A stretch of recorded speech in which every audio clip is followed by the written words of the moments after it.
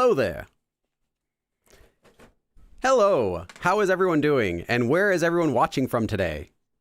We've got some early birds here that are already hanging out in the chat before we start. Everyone who's arriving right now, yes, we are early. We always start these things early in case it's your first time. Usually start like 20, 25 minutes early and just kind of hang around and chat, talk about Korea or whatever, and then we'll start the lesson right at the top of the hour.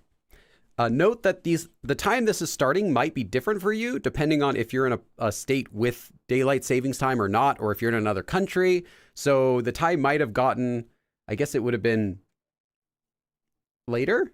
Yeah, it might have gotten an hour later, or it might be the exact same time for you. Yeah. Let's see who's here. Brenda says, I'm finally free on a Sunday to be part of the live stream. Have you never been to a live? I've seen your name before a lot. I think maybe it's just been a while. You haven't been able to come in a while. Welcome, Kai. Lady Natbug says, San Fernando. Okay.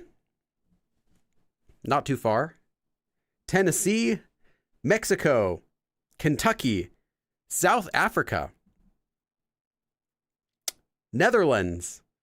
Carrie says, I'm nowhere near advanced, but I still came ready to learn. Yeah, you'll be fine today, I promise you. This is a very advanced lesson. So it's I'd say it's a high advanced level topic.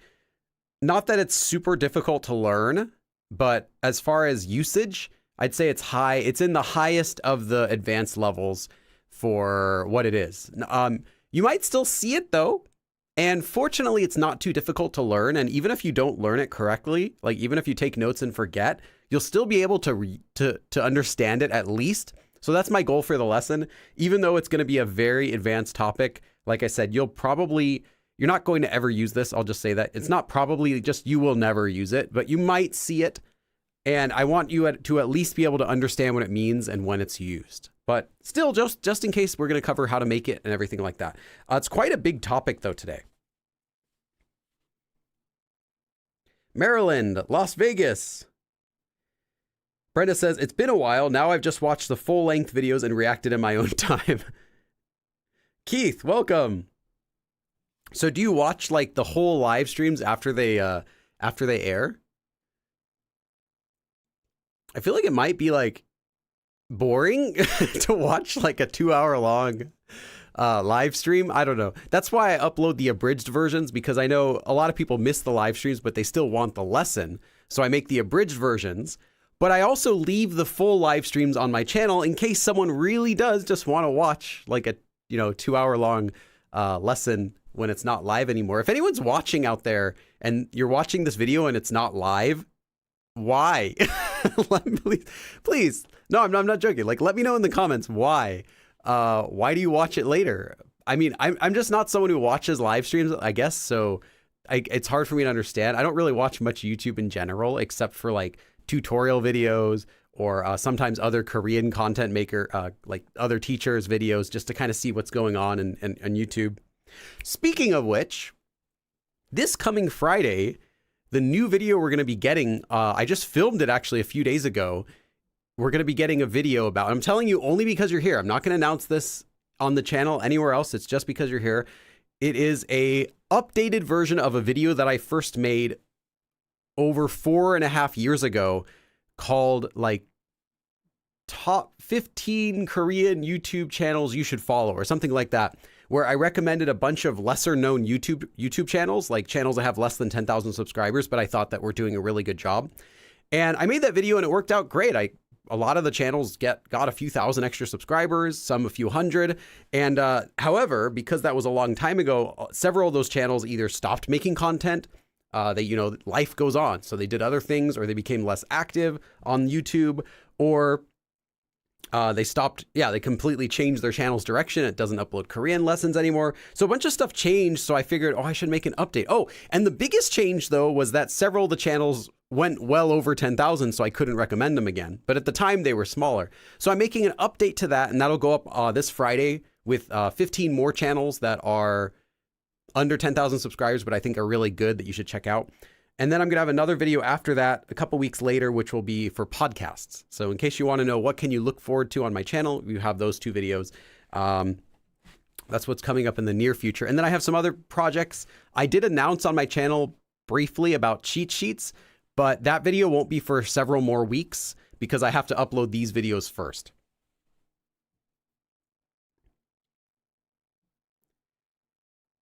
Fisho says, is 2 hours and 45 minutes of YouTube live stream podcasts in Korean, you're saying? In Korean? Oh, yes. That is incredible. That's a ton. So many says, I love watching the whole streams. All right. Lori says, I'm not advanced yet, but I'm curious about it. Okay. Keith says, I used to do the whole live afterwards since I work midnights. Ah, okay. More fun to participate. Yeah, I get that it would be fun to participate in a live stream. I just didn't get the appeal of watching a live stream after it's already aired.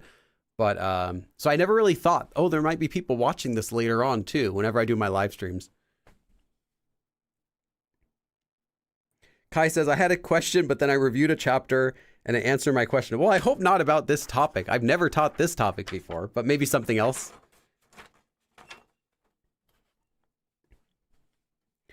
Watch whole streams before. I like the slower pace. That's true. I give a lot of time to each sentence, but when I have to edit it, I'll just show the sentence. I'll quickly read it, give the translation, and then go on to the next sentence. So there really isn't much time to absorb, and you have to keep pausing it. And maybe that's kind of annoying. You'd rather just watch the whole thing and kind of have time to absorb it during the lesson. So, okay. If I miss the beginning, I go back and watch after you sign out. All right. Somebody says, just came to say thanks for all you've done. Been here since before the stream series. Oh, nice. Yeah. The stream series has been going on for a long time. In fact, now it's been over 6 years since I started. I started back in 2018. And we've done so many topics, you know, like we've done like everything that I have to resort to doing topics that like just don't exist in books that you're not going to find lessons on for the most part. This lesson we're doing today, I was able to find one other lesson or one video lesson someone made and then another like a written lesson, like a really short lesson, but nothing that was like complete with everything. We're going to cover everything today about this form. So you're going to get the most complete lesson about this form, even though, like I said, it's not one you're ever going to use, but you will get the best, I'll say it, the best lesson about 돼 you're ever going to get in your entire life. You will not find this anywhere else. I just want to be clear. I do not just take whatever is out there on the internet already, compile it together and present a lesson. That's not how I make my lessons. So I'm pretty confident in today's lesson. Brenda says, yes, the whole thing. I might look crazy laughing at the jokes, but I get the whole vibe. Okay, okay. Kai says, the question was on something completely different. All right. Michelle says, I'm more or less fluent, but I still love to watch these lives for more in-depth explanations. Nice. I usually just feel what's natural. That's really what's going to end up happening. These lessons are just kind of to get you a good idea of the grammar when you get stuck and to give you like a push, like, hey, look at it this way, to help you out. But ultimately, all of the stuff you learn in Korea, not just this, but like literally everything you learn is going to come down to, can you feel which is the right thing to say?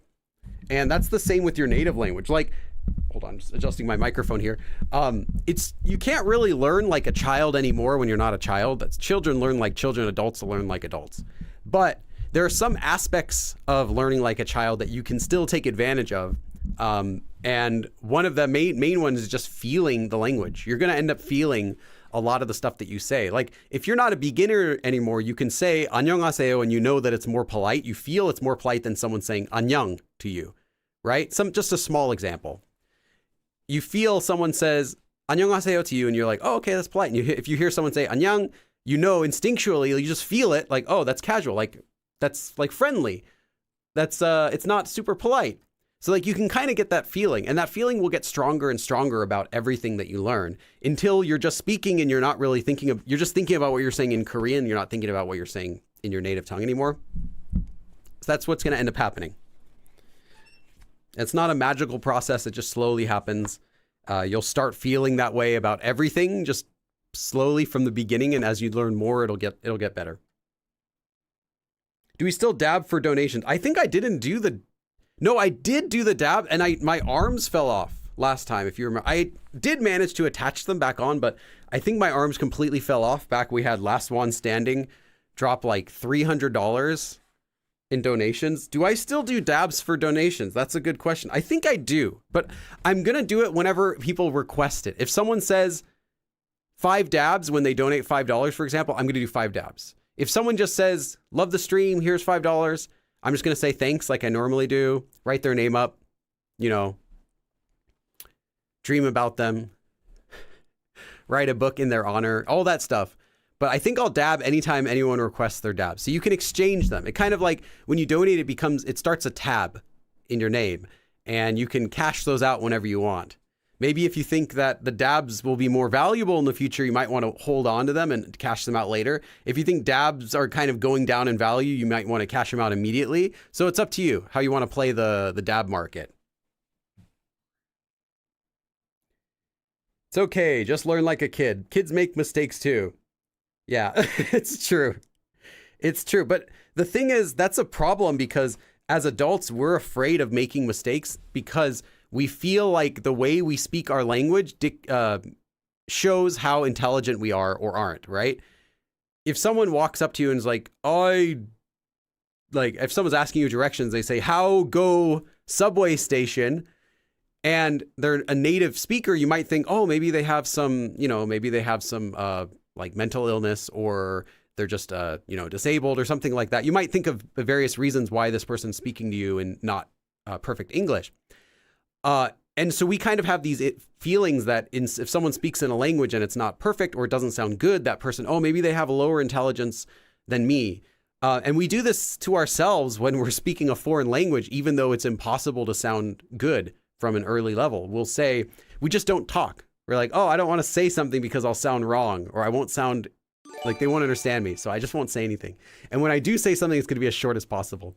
And I just don't want to really try speaking. Oh, wait, it's better if I just wait anyway. I don't want any bad habits, so I'll just wait. So there's kind of like this fear of making mistakes that we have as adults, and kids don't really have this. Kids will just say, and the adult will be like, oh, you want a snack? And the kid's like, oh, okay. Yeah, that's exactly what I meant. I'll do that again next time. And adults, we don't really have that luxury. We look at ourselves and at other people at how they speak and interpret that to be their intelligence level. And it's not correct. And, but yeah, so that's why it can be really hard to learn as an adult because we are really hard on ourselves. We don't allow ourselves to make mistakes. And I was kind of like this too. I really didn't want to make mistakes. So the way I was speaking would be, I would use a softer voice because you can't really hear mistakes if you're not saying them out loud. They might misinterpret it as you said it correctly. I would make shorter sentences because you can't make mistakes if you don't say very many words. You can make fewer mistakes in a shorter sentence. And I would work really hard on my pronunciation. So at least the words that I did say sounded good. But that's not really the best way to learn. You can get faster by speaking more loudly, speaking in a louder voice so you can hear your own pronunciation and fix it faster. Make longer sentences, at least reasonably longer sentences, and then you get corrected on those mistakes, but then you don't do them again over and over again next time. So yeah, it's just a different way that we learn. Oh, hey, Zami, CLP. What is CLP?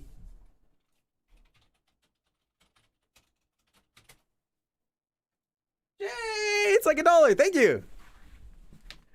Zami is our first donation of the day.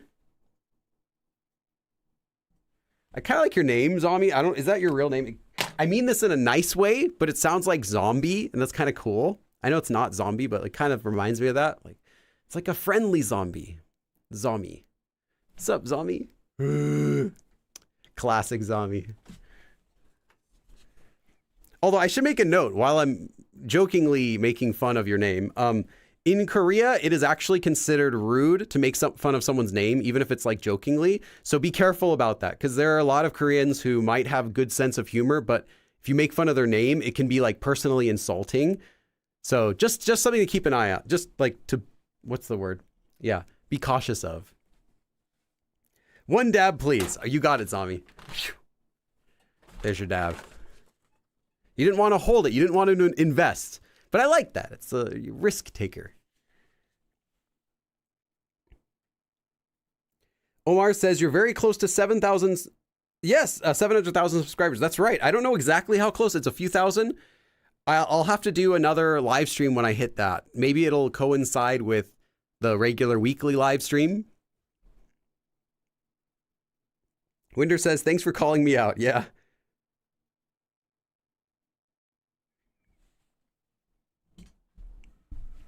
Kai says, I really have to get used to get okay with sounding stupid, otherwise you'll always get it wrong. It's not necessarily you have to let yourself say something that you don't feel is going to be correct. Like, you don't have to say, I'm just going to be wrong and just learn this way. Like, you don't have to necessarily do that. It's just about being scared of trying something. Like, you can be wrong, but don't say things that you think are wrong, like on purpose. That's not really going to help you. But try to say, like, okay, I think this is what it is. I'm going to give it a try. It feels okay to me. Yes. And you say it kind of like that. That's good. You'll get corrected if it doesn't make any sense. But yeah, you don't need to purposely say things wrong just to make a longer sentence. That will sound worse. It's better to say something that you're pretty sure of than to say something you're not sure of at all. Like, oh, just make up something that doesn't even make any sense. That wouldn't really help you.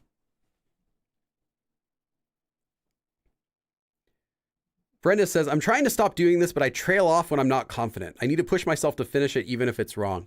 Yeah. Yeah. Don't be... Yes. So it's Billy's insights. Yes. Quote unquote. Yeah, one thing about that is if you have a louder voice and you sound more confident, even if you're not 100% confident, you speak like you're kind of confident, that will help you because you will clearly say what you were thinking anyway. And you hear your own voice, how you sound. And when you hear your own voice, you realize quickly, oh, wait, I said that wrong. It's kind of like how have any of you like tried learning how to sing any song before? And when you're singing a song, you'll like, you know, you hear a song you like on, I was going to say on the radio, but usually it's not. On the internet, you hear a song you're like, and you start humming it for yourself. You're like, you start singing and you're like, oh, it's kind of nice. I can like hum along. If you were to do that out loud, if you start humming out loud, you might realize, unless you're a talented singer, that it sounds pretty bad. I'm trying to think of a song I can imitate. Be like T. Like T. If you're like doing something like that and you sing it out loud, you might realize, oh wait, I don't sing at all. I'm horrible. Like, oh, I sound bad. But you still, maybe it's a song you really want to learn, so you keep trying, right? You're never gonna know in the first place like how to sing it better unless you start actually singing it out loud. Because when you hide the way you sound it by singing in the shower really softly, you might delude yourself into thinking, oh, I can sing this song pretty good. Because you always sing it softly in the shower to yourself and it's like the nice echo and everything. But then when you go like, you have to sing it loud and there's no like nice effects on your voice, you're like, oh, I don't know how to do this. So it's the same thing with Korean, you know, you gotta project your voice a little bit more so that you can hear the way that you sound, your intonation, your pronunciation, all that stuff, words you use. And that'll kind of help correct you. Like, oh wait, I was saying that in a totally weird way. Like that's not how I heard other people say it. And yeah, it'll work faster the better you can hear yourself speaking. No, it's Diego, but I get you. I get that all the time. Even my Spanish-speaking internet friends call me zombie. Okay. By the way, I love the reacting to subscribers speaking Korean. Would you ever do another? Yeah, it's a series. So I've done several of them before. I did one that was this year in summer, I think. Yeah, that was this summer I did. I'll do another one, but it might not be for a while.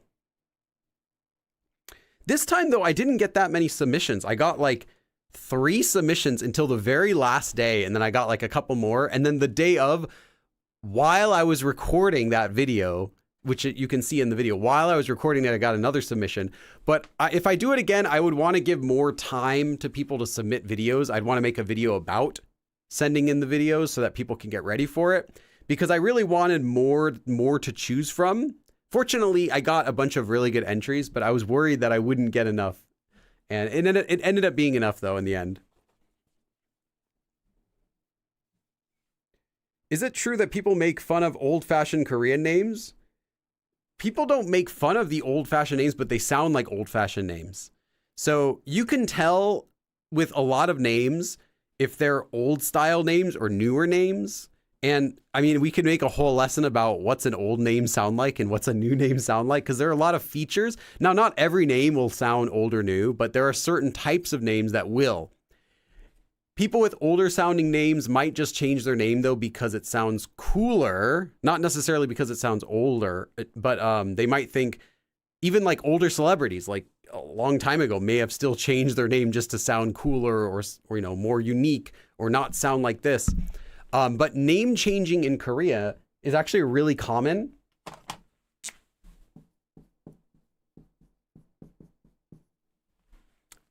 So name changing in Korea is known as Kaemyeong. K is changing and Myeong is name. I believe that's the change one. Let me just double check which one for.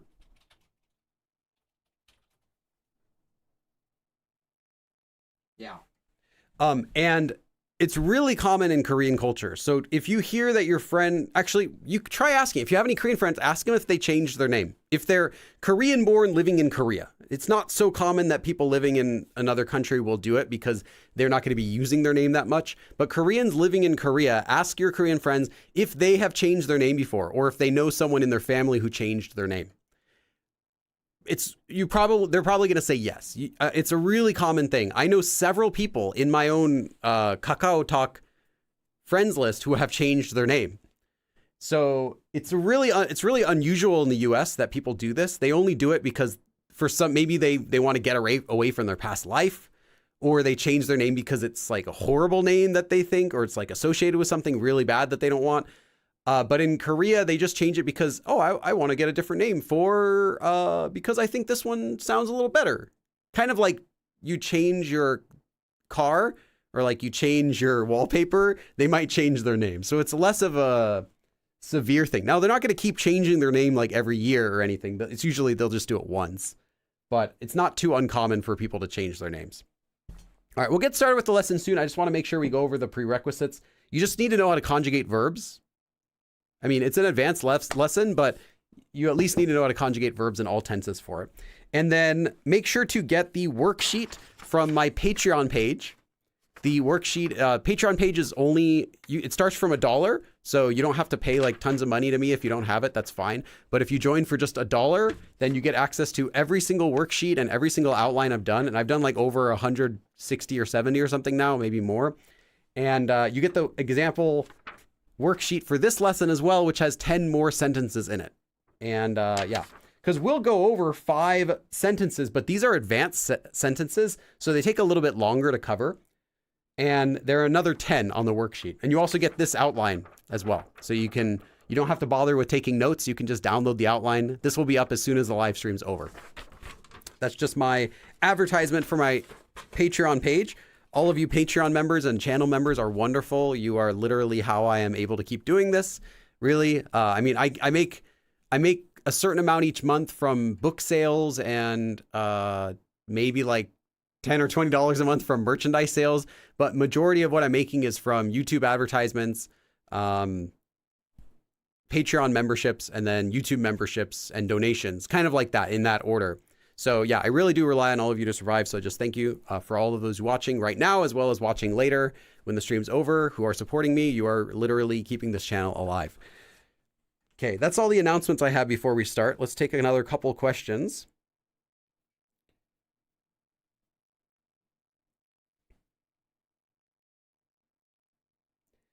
Keith says, I wanted to participate, but I don't have Twitter. Yeah, I did it only on Twitter this time because last time I had issues where the videos were all like different dimensions and different types.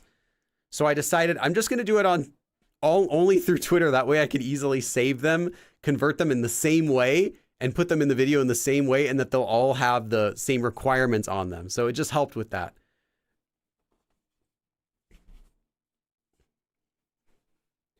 What experience level do the worksheets start from? They're all the live streams I've ever done. So the live streams are for all levels. So there are levels that were for beginners and for intermediates and advanced, and some that had all 3 levels. Omar says, changing names is very hard. If you don't have a valid reason, they'll not change your name. Okay. Yeah, they do it in Korea pretty commonly. That's something that's uncommon in the US, but common in Korea, is changing your name. And yeah, I know a couple people who changed their names, and they actually said they don't mind if I refer to them by their original name. They just changed their name. One of them, I wonder if they changed their name because they like went to jail or something like that. I'm actually wondering, they changed their name for some like reason like that to get away from their past life. But another one just liked the name of just like the sound of their name. They just like, they didn't like their older name, so they wanted a new name, and they really liked the sound of it, so they switched it. But neither of them really said like, oh, Billy, don't call me that anymore. They're like, I asked them like, do you prefer this or this? And they're like, whatever. Like, I don't care. So there can just be a lot of different reasons for it in Korea, but it's a pretty common thing. Okay, let's get started with the lesson. We have a very high advanced level lesson for today. Why? Because you are likely never, ever, ever, ever. I'm so tempted to finish that with the song lyrics. Going to ever use this form yourself, but you may see it and hear it from time to time.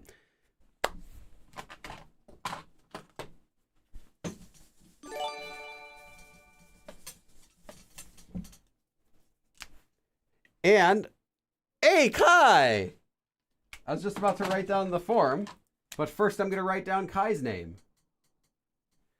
Kai, top of the hour donation. I shall save my dabs until the end of the stream. Oh, little gambler, I see. Seeing if they increase in value between now and the end of the stream. Do you prefer the top of the hour donations or one lump sum for less interrupted during the lesson? It's up to you. It doesn't interrupt the lesson. I'll say that. I really appreciate it. Thank you, Kai. I shall save those dabs I'll put them on your tab. So let me know when you want them and we can pull them out and we'll count them at that point.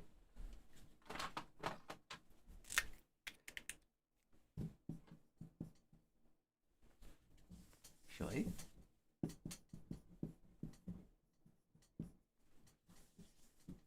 sorry, it's like this pen is like dying and it's really distracting me. Okay, I'm just gonna get rid of this. It's totally dying. I missed. Oh well. Okay. The form we're going to be learning about is pe or udre, but it does not work the way you might think it does. I promise you, it doesn't work the way you think it does. You might say, wait, Billy, I've seen this kind of thing before. It's udre after a consonant and pe after a vowel. Right? Wrong! It's not how you think it works. It's a little bit harder than that. Okay. First of all, though, before we talk about how to conjugate it, let's talk about what it means.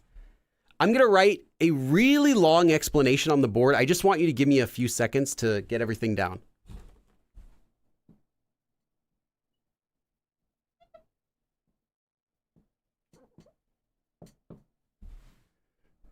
Okay, I think I'm done.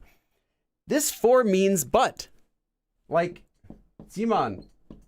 Like the Jiman ending. That's what the form means. It means but. So what do I mean? Because you might just say, well, then what's the difference between using just Jiman and using this form te or udwe or whatever like that? What's the difference? Well, the difference is very simple. It's actually like, it's pretty much the same thing, except, okay, so then when would you use this form? Instead of this form? Well, this means but, just like Jiman, but the difference is, like I said, it's the same thing, but the difference is still, this form is used when you are accepting, like you're approving whatever comes before it in the sentence. You're saying something, something, something, yes, but something, something, something that comes after. And you might say, well, Billy, what's the difference between that and Jiman? Jiman does the exact same thing. Shh. Yes, it does. But I have to say something. So this is commonly used in situations where whatever follows after this but is going to be some sort of limit or requirement.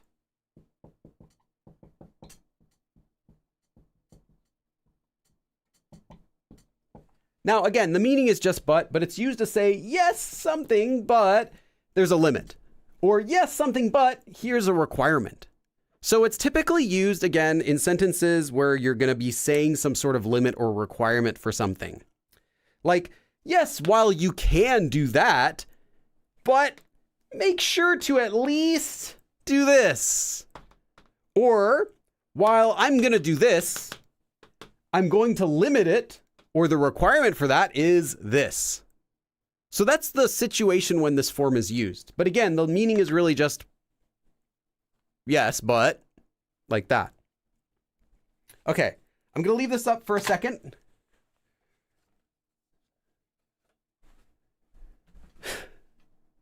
The way I was leaning to look around at the board. Welcome, Hope Gate. Welcome. Okay.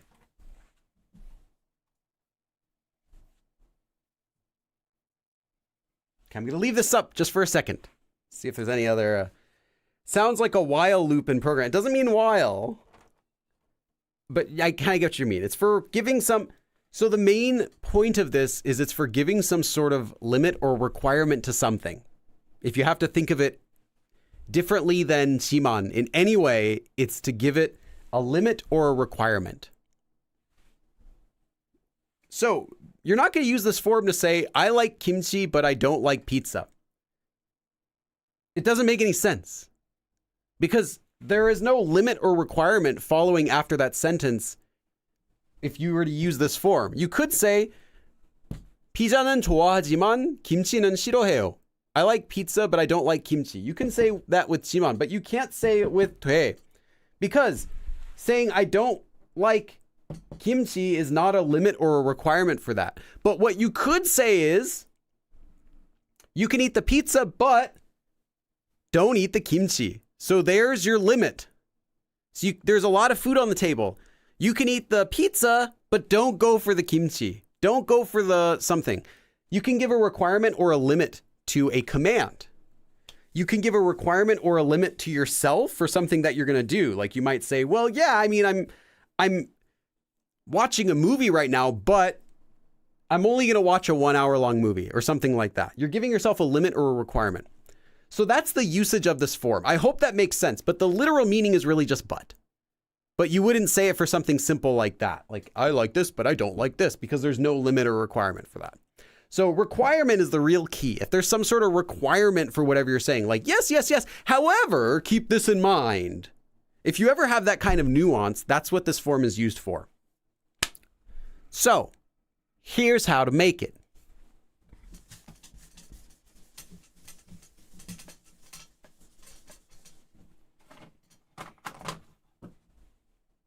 Let's use brown color.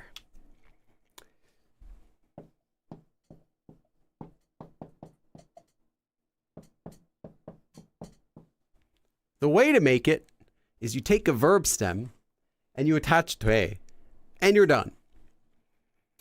You might be saying, what about udwe? Nope, not with this. We're going to get there, but not right now. Any verb stem. Any verb stem. 하다, 하되. That was easy. 먹다, 먹되. Aha, but what about this one? 가다, 가다. Maybe a little 가되. That's pretty much it. That's how you use it with regular verbs in the present tense. Straightforward. Now, there are some other verbs, though, that don't use 돼. So let's talk about those. I'm just going to leave this up for a second.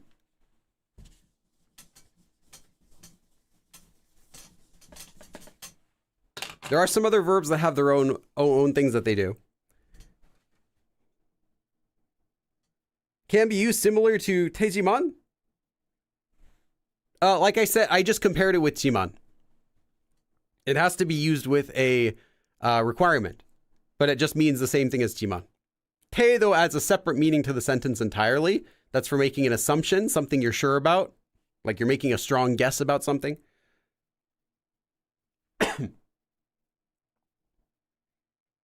Okay. Any questions about this? Then I shall move forward. We're not done conjugating it, unfortunately. This is why it's an advanced form. If the verb stem ends with either of these two things at the bottom, then you attach ödwe. So there are a couple verbs that actually have this exactly at the end. 있다 and 없다, right? Like 있어요, 없어요. Well, that's 있으되 and 없으되. Okay. Okay. Pretty straightforward, not too hard. So if it ends in this thing or this, then you attach ödwe. And regular verb stems, though, are just 돼. So this is pretty easy. What's this? Have you seen this in any other conjugation or any other verb? I have.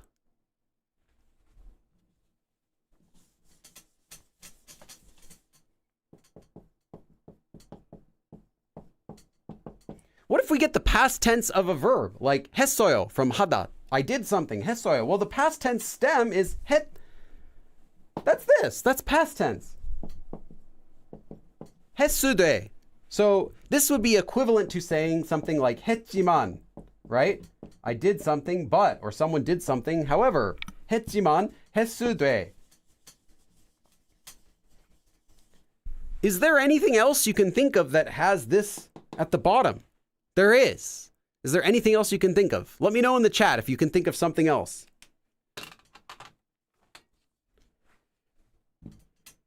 Dora the Explorer.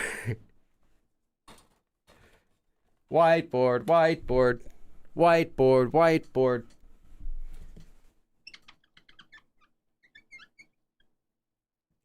I'm the board, I'm the board, I'm the board, I'm the board, I'm the board.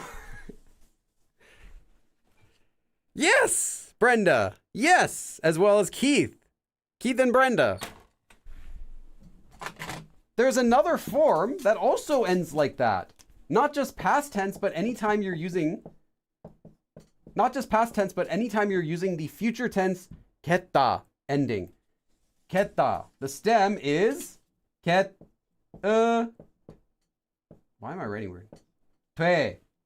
So if you had 하다, you'd have 하겠으되. Or whatever verb you want to put there. 먹다, 먹겠으되. So anytime you have a verb stem that ends in this, or this, you're going to attach 으되. And again, that's things like 있다 and 없다. It's also the past tense, like 했어요. And it's also future tense with 겠다, 겠으되. That's almost everything you need to know about conjugating this form, but there's still one more thing we didn't talk about. There's still one more verb that we didn't talk about conjugating. Can anyone take a guess? Is there a verb that we haven't talked about that's really common? Because we might have to do something a little differently for that. Can anyone guess? Did we miss a verb? Is there a verb I didn't include here? There might be a really common verb. It's not 하다. We already talked about 하다. Is there another really common verb that might have a different way that we have to conjugate it? Just curious. Let me know. Anyone have any idea?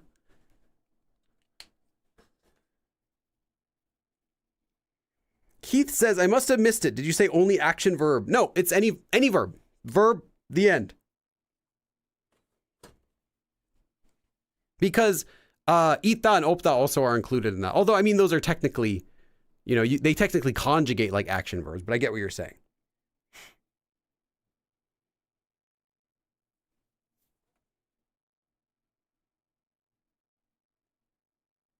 이다, 되다. Yes, yes. Yes. 이다. What about 이다 then? And then also, what about 아니다? The opposite. Well, these ones do not become 돼. It doesn't become 이돼. This one has a special form.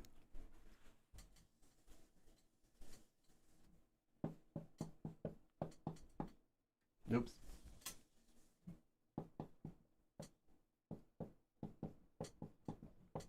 노, 돼. For both of these. So for 이다 and 아니다, for the same reason, instead of adding 돼, you add 로, 돼. That's all. I will say, though, that these are extremely uncommon. You're not going to find this used. In fact, you're not going to find this whole form used very much, which we'll talk about why. But ida becomes this, anida becomes this. Since this is an advanced lesson, I wouldn't talk about this if this were a beginner or intermediate lesson. But since we're talking about an advanced lesson, I'll let you know that you might think this looks really weird. Like, what's the ro doing there? Where did that come from? There's a reason for that. And that's because ida normally conjugates with a lir, like this. Ida originally conjugates not as ieo and yeo, but as like ira, iraso. We still use it, irado. Like, you know, if you conjugate the whole form, you get iraso. Or you can. Or if you're conjugating the do form, you can also get irado.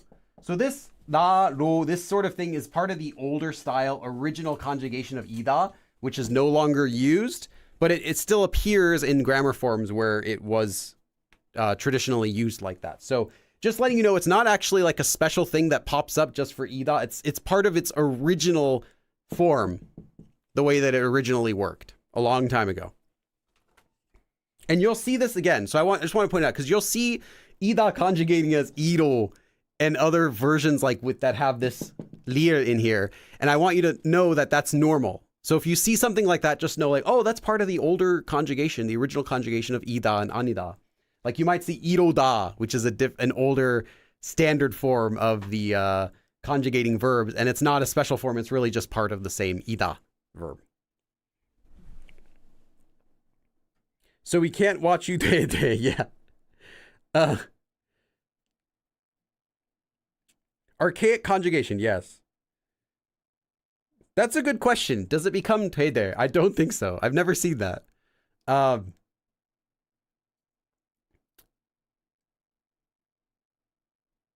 That's a good question. I did not even think about, I didn't even think about that. But I don't think so. Typically, Korean doesn't do duplicates like that very much. There's like a slang usage of, the only thing I can think of is the auxiliary verb 보다 does sometime attach onto 보다 for to see, and you can say 봐봐. Besides that one case, which is, and it's considered to be kind of like a casual 봐봐, or you can 봐보세요. You can say it like that. Typically, auxiliary verbs don't attach onto the same verb that they originally come from. Like, 줘줘, give me this for giving me this. 버려버려. Like, actually, 버려버려, you could use it as a dialect, but it doesn't sound so normal. Anyway, I'd have to look it up to see if if you could do that, but I guess it doesn't. That would seem really weird. 되돼.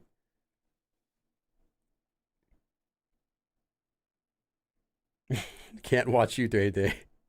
How can I write piep without having to write 4 individual strokes? So another way to write 되다. Okay, I'm going to erase this and I'll show you that. Really quick, unrelated question. Someone's asking about this letter. So this is normally piep. You write with 4 letters, but the fast way is like this. 1, 2 is a fast way to write it. There are a lot of fast ways. I've seen people do it like this, which is actually the same thing as this. It's just without letting your pen, instead of doing this, you're just doing without letting your pen go away from the page. So you can do this. Sometimes I see this. This one's more common. This. It looks like 12, right? Kind of looks like 12. This is also how I tend to write it when I'm writing it really fast. And then this letter can also blend into whatever you're doing next. Like if you're writing, say you're writing pang, like someone's room, then you can do this like that. But if you're writing pong, it'll go, you can make it flow directly into here. Or maybe pyong, like hospital, pyongwon. Like that. So you make it flow into one of the letters up here, and then you add that. So that's kind of what people tend to do. But the standard way is just using 4 strokes like that.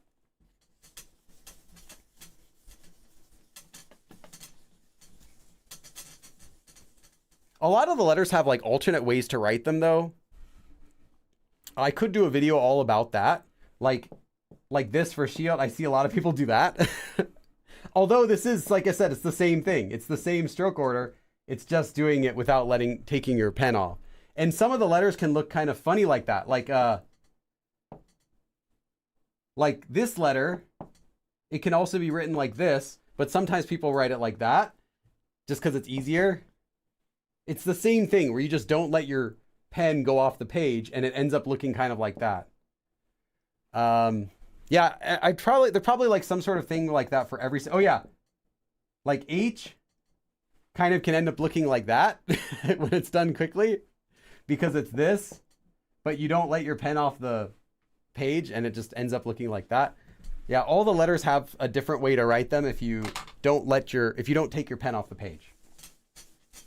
But P-up is an example where it's actually written differently, because if you don't take your pen off the page when writing this one, you don't get this, you get that. But this one, people tend to do it like this. I don't have the nicest handwriting, but hopefully that illustrates what I'm talking about. Yeah, it just looks like A in Japanese. That's right. It does. Unrelated though. The key to Korean cursive though is know the stroke order, because except for, like I said, except for that example of P where it's written just that way, that one actually looks like the original one, so it's not a big deal. Except for that I can think of right now, they're all written according to stroke order. So if you know the stroke order, you can see the character inside of it if you watch to see where they moved their pen. Okay. Another big one though, you should know since we're on that note, normally mium is 1, 2, 3. But if you don't take your pen off the page, you end up with what looks like an R. This is a mium because I did 1, 2, 3. But when I did the second and third, I didn't take my pen off the page. And if I do it really quick, it looks like this. That's mium. That's the M. Looks like an R, right? So you'll see sometimes people people just like, let me try to think of an example. Like that. I wrote maum. I wrote it messy, but I wrote it maum. So it looks like an R. But again, this is not like the B, because this is actually still following the stroke order exactly. That's why stroke order is so important. And most people don't write it like that, but I think most people do write it in a variation of that. So even if you don't see something that extreme, it's really common to see this. And it's really common to see like where it's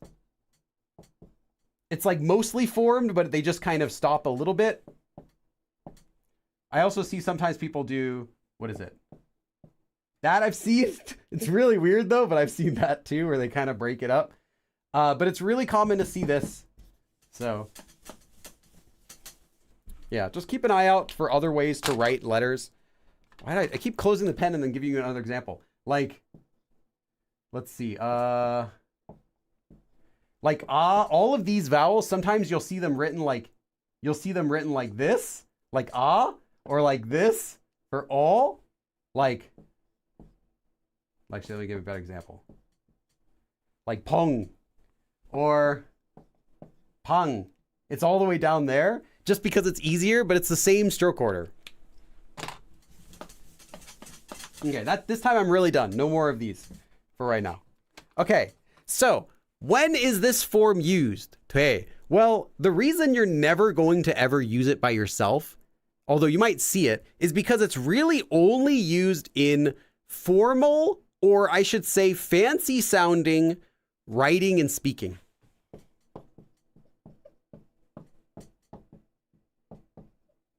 It's also used in old style speaking, but it doesn't have to be. So if you see it, don't automatically assume that it's someone trying to sound like they're speaking in an old style. Don't just assume that it's old writing. It's also used in modern Korean too.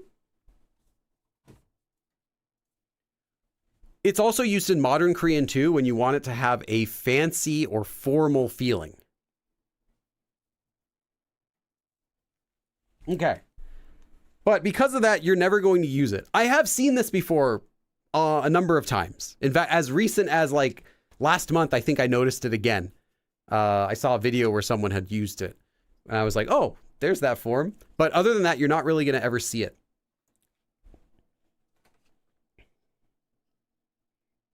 Can it be used for topic writing? Yeah. You can use it for topic writing because topic writing, as far as I know, they don't judge you based on how nice your writing looks. They're gonna judge you based on can they read it, and they're gonna judge it based on what you said. As far as I know, they don't judge you based on how pretty your writing is. And I don't think that they should do that because some people naturally have really garbage handwriting or really nice handwriting. And that doesn't mean at all that their Korean level is higher or lower. So as long as they can read it, you're fine. And it can save you time if you know how to do it. Now, don't go and do all cursive because they won't be able to even read it if you write it all messy. But yeah. Okay. So that's all we need to know for now to use this. There's still one more usage of this form I'm going to talk about at the end, but let's get some example sentences.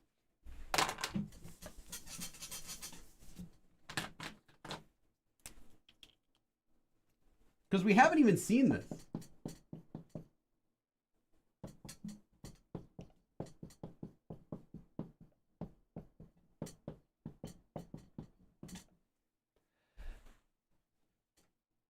Actually, I want you to finish this sentence. I know it's going to be a bit difficult because this is an advanced level lesson, but I want you to try to finish this sentence however you think it could finish. Remember, I talked about how the form is used in sentences where it's followed up by some sort of limit or restriction, like some sort of requirement.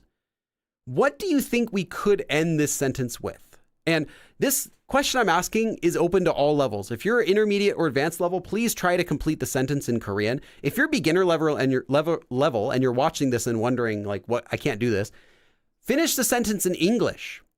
What do you think this sentence could finish with in English if you can't come up with a sentence in Korean? That's totally okay because it's just about whether you understood how it works or not. What do you think we can finish this sentence with? 한국 드라마를 보되. So, I'm actually not going to even tell you what it means. I think you could probably guess.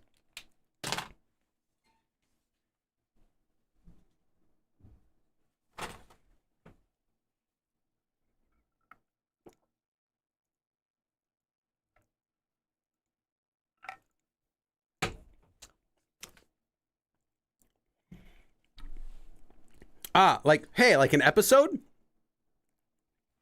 Or 편? Like one episode? 보도에 최소 이상이어야 해요. Okay. I don't have time. So how would I don't have time work? Because you're saying watch Korean drama, but it doesn't mean I would watch a Korean drama. It means I watch or you watch Korean drama. So you couldn't say something like I don't have time because you can't say you can watch Korean drama, but you don't have time. Like, you're not saying that. You say, you watch, so you can be a command, watch Korean drama, but you don't have time. Wouldn't make sense. And saying it as yourself doing something, I watch Korean drama, but I don't have time, doesn't make sense either. You could say, I want to, but I don't have time. Or you should, or something like that, but you can't say it in this way.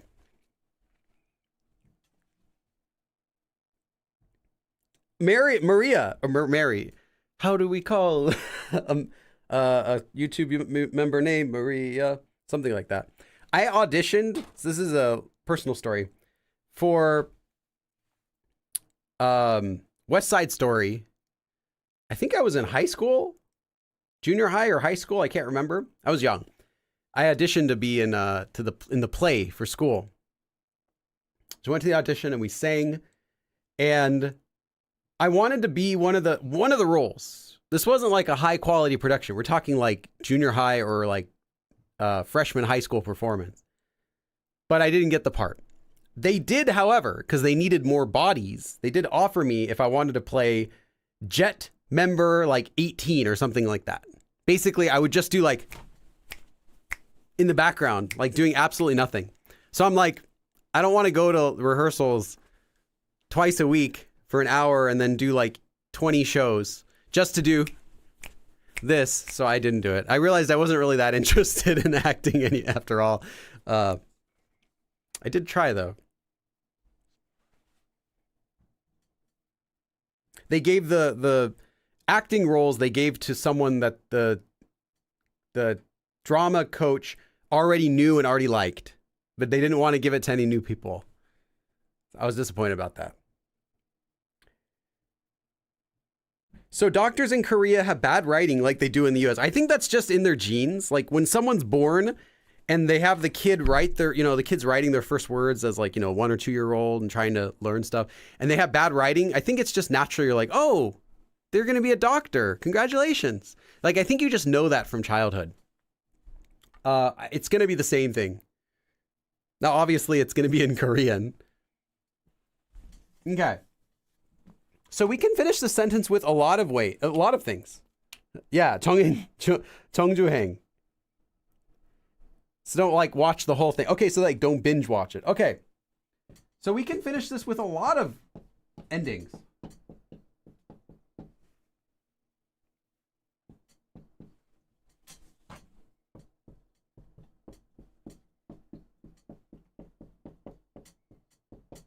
So you'll see it used in commands a lot, but it doesn't have to be used in a command. But it does have to end with some sort of limit or requirement. In this case, 한국 드라마를 보되. So watch a Korean drama or watch Korean dramas. However, there's a limit to that. There's a requirement. And the requirement or limit is 영어 자막, English subtitles. 영어 자막은. So as for English subtitles, 보지 마세요. Don't look at the English subtitles. So, watch Korean dramas, but there's a limit. There's a requirement for that. Okay, watch Korean dramas, but don't look at the English subtitles. 한국 드라마를 보되 영어 자막은 보지 마세요. So, watch Korean dramas, yes. I agree. I approve. However, there is a limit or requirement to that, and it is don't look at the English subtitles. So that's what this form is used for. It's used for saying that you accept or approve of whatever comes before it. Like, okay, yes, however, I'm going to provide a requirement for that or a limit to what that action is. I'll leave this up for a minute. Then we're going to go on to the next one. I am Ben. Did you get into gang fights? No, I didn't even get to do the gang fight scene or anything. It was the audition. I think for my audition, I'm trying to remember. I think we sang that song. I think we sang that song in a group, like several of us. And we each tried to do a different part of it. And then the drama teacher was judging like who could sing and who can dance and act and everything like that. Obviously, I wasn't very good at it. But I still wanted like a line. I wanted like one line I could say at least, or like something I can do in the story,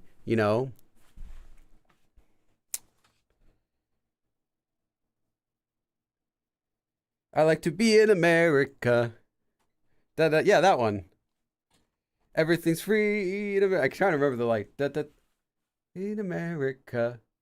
Okay, buy me in America. Everything's free in America for a small fee in America. Like that song. Yeah, you know what I'm talking about. I actually never watched the movie, but I know the songs because they're so famous. But I never saw the movie before that I can remember. If I did, I forgot 100% of it. But yeah, it's cool. It's got cool songs though.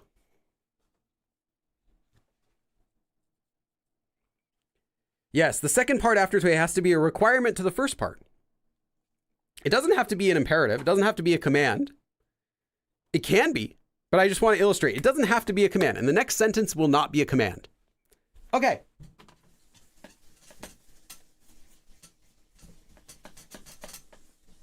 Now, it's commonly used with commands, but it's not. It doesn't have to be.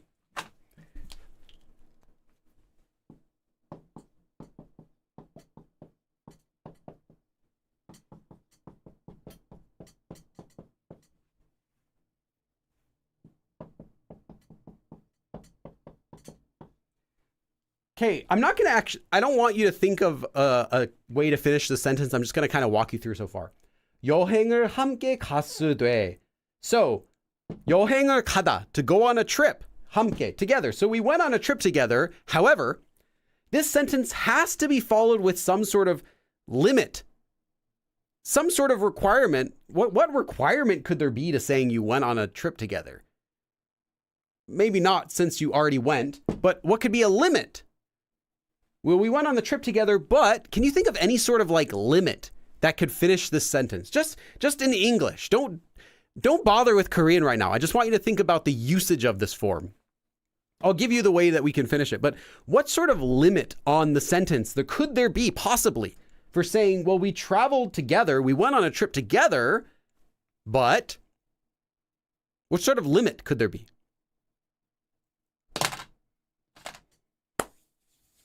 So what is a limit on this part of the sentence? We traveled together, but there was a limit to that.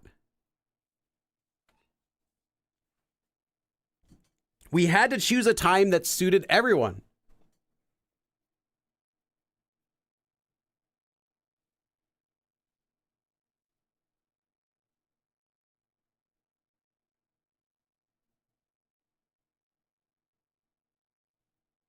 We got separated? Yeah. Keith, we booked separate rooms? Yes. But I came back early? Yes. But we did not stay in the same hotel? Yes. Remember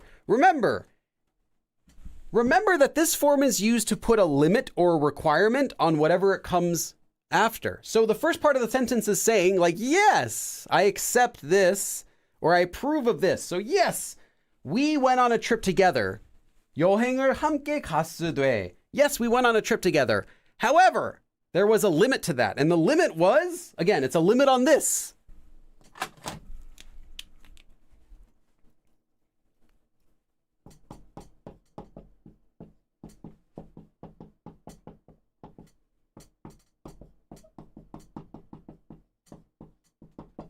시간은 따로 보냈어요. So we spent our time together. 시간은 따로 보냈어요. So we spent our time, 시간을 보내다, to spend time, 따로, separately. So, yes, while we went on a trip together, or yes, we went on a trip together, but the limit to that, the limit to going together was, well, we actually spent our time separately. 여행을 함께 갔으되 시간은 따로 보냈어요. So yes, we went on a trip together, but we spent our time separately. So that's what this form is used for when it is used. Now, if you do not remember that this form needs to have a limit or a requirement on it, that's okay. You'll still understand this sentence, right? You'll still know it means but. So you'll be able to understand it as 여행을 함께 갔지만 시간은 따로 보냈어요. If you understand it like that, you've got it. It's okay.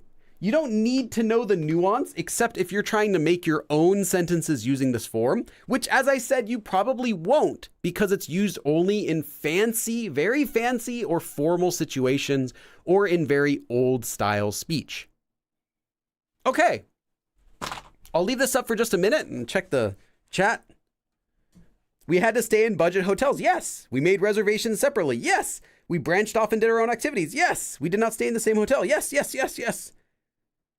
Wani Dipple says, can't you just say 그렇지만? You could switch this form for 지만 in every case. Yes. However, like I said, when you use 돼, it has this extra nuance to it of providing some sort of limit or requirement on the first part of the sentence.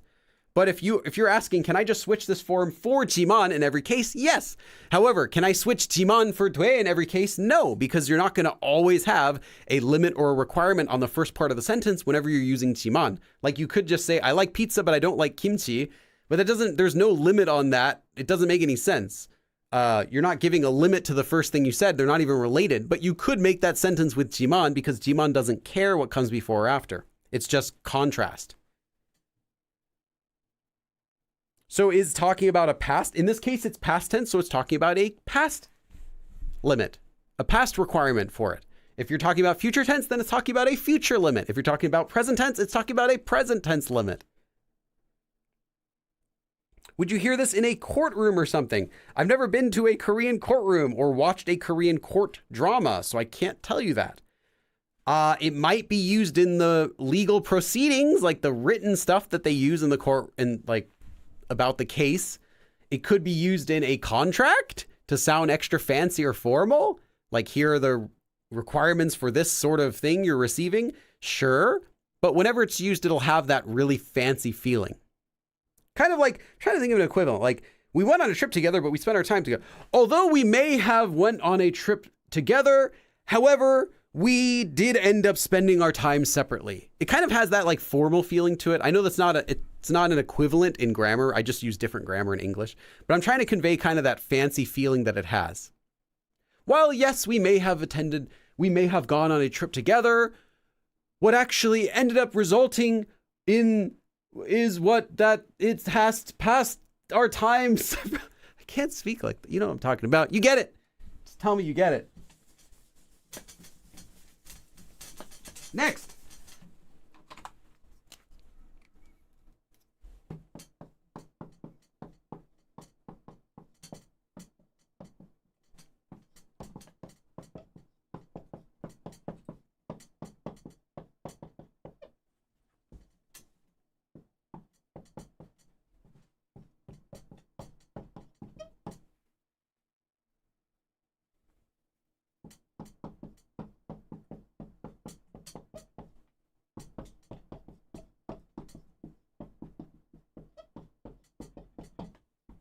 Okay. 다이어트를 위해서. So for a diet, for my diet, dinner, 저녁을 먹되. So I'm eating dinner for my diet. However, there is a restriction, there is a limit, there is a requirement for me eating dinner. For this thing that comes before it, there is a limit on the fact that I'm eating dinner for my diet. What could that limit be? I'm not eating any sugar, I'm avoiding this, I'm only going to do this. Well, in this case, 조금, a little bit, 조금만 먹고 있어요. So I am only eating a little bit. So I'm eating dinner for my diet. However, the limit to that is, the requirement to that is 조금만 먹고 있어요. So I'm only eating a little bit. So yes, I am eating dinner for my diet, but I'm only eating a little. So I'm only eating dinner, but I'm just gonna, so I'm on a diet, I'm on a diet and I'm eating dinner, yes, but I'm only eating a little bit. 다이어트를 위해서 저녁을 먹되 조금만 먹고 있어요. So I'm eating dinner for my diet, but I'm only eating a little. Okay, I'll leave this up for a minute. I need to go back and watch Extraordinary Attorney Woo Young-woo. Yeah, that's right. I never saw that one. My grandma actually told me randomly. She's like, I watched that drama, the Korean attorney drama, and really liked it, she told me. So I thought that was funny. I never told her watch Korean drama ever, and she's never really cared if I teach Korean or anything. She just mentioned that to me randomly one day. She's like, yeah, I really like that drama.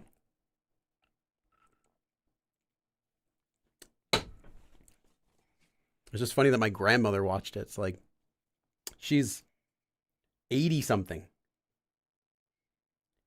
How old is she? No, she's 90. Yeah, she's 91?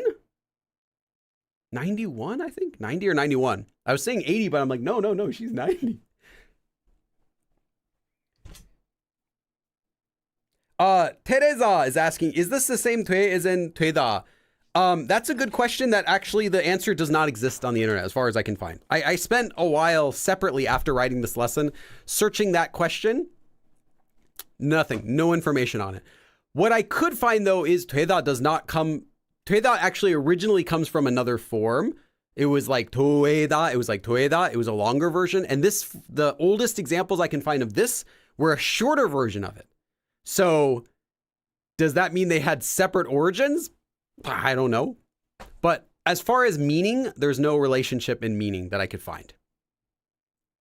Yeah, because it doesn't, the way it works, nope. My guess is that they're not related. But like I said, I couldn't find anything saying one way or the other. Korean linguistics, Korean etymology can be really tricky sometimes because there's just no data about it past maybe a few hundred years ago. If you get really lucky, there's something from like you'll be able to find something from like the 1400s and then versions of it as it evolves. But in this case, I didn't really find anything about it. So yeah, I don't know. That's the answer.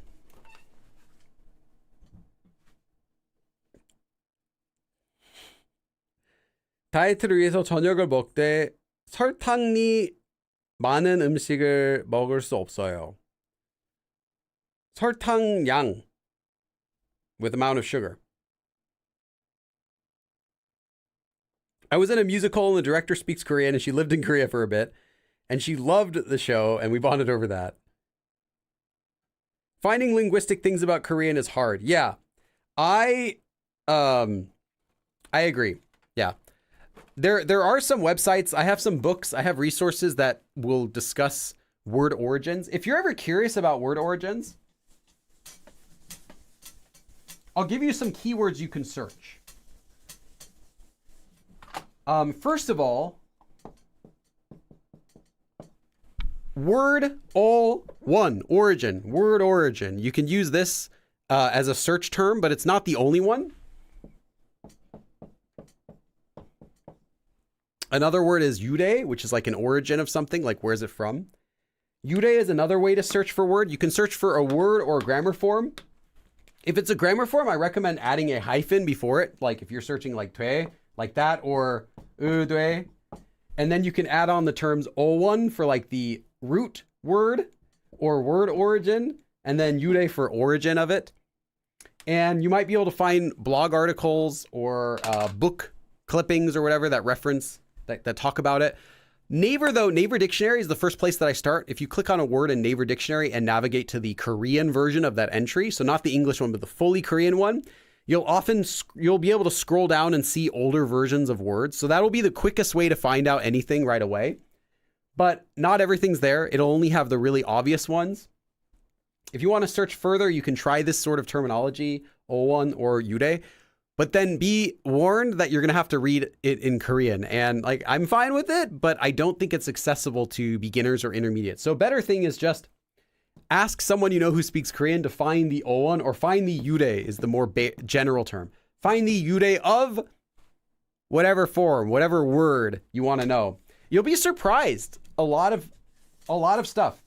I'm very often surprised at origins of words, like where did this form come from? Like it's not this, it actually came from this. Like I guess the one about like 물고기 is used for referring to a live fish, but originally it would have referred to like food because it was 물고기. Anyway, there's like a lot of stuff like that. 비싸다 and 싸다 are not opposites originally for like cheap and expensive. So there's like some interesting word origins that you can find out about a lot of stuff by doing that. Okay, last sentence, and then we're going to go on to another grammar usage of this same form. Let's get our friend Charsu out here.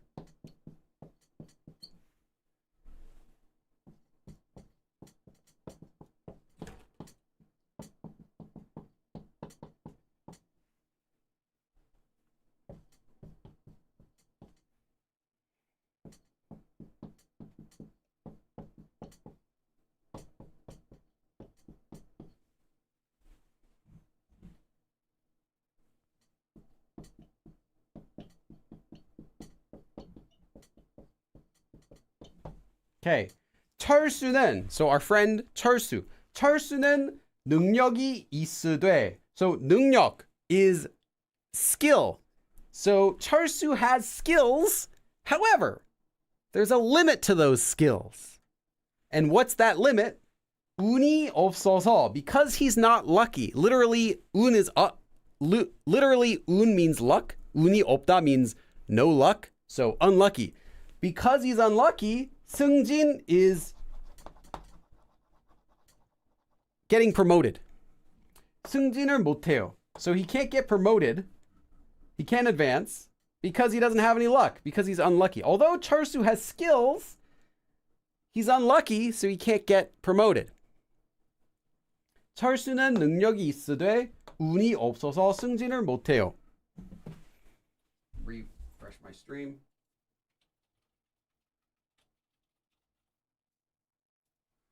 There we go. 철수는 능력이 있으되 운이 없어서 승진을 못해요. Again, it provides some sort of requirement or limit exactly to what comes before that form. Okay, I'll leave this up for just a minute.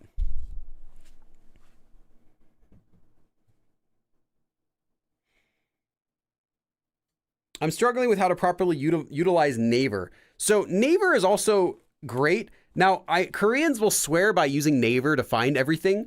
It's not really true. Naver is great for finding stuff that's in Korean on the Korean internet. So websites that are specifically made, like servers, companies that are specifically made for Koreans, Naver will be a better source for that. But Google is actually really good for searching just anywhere on the internet as well.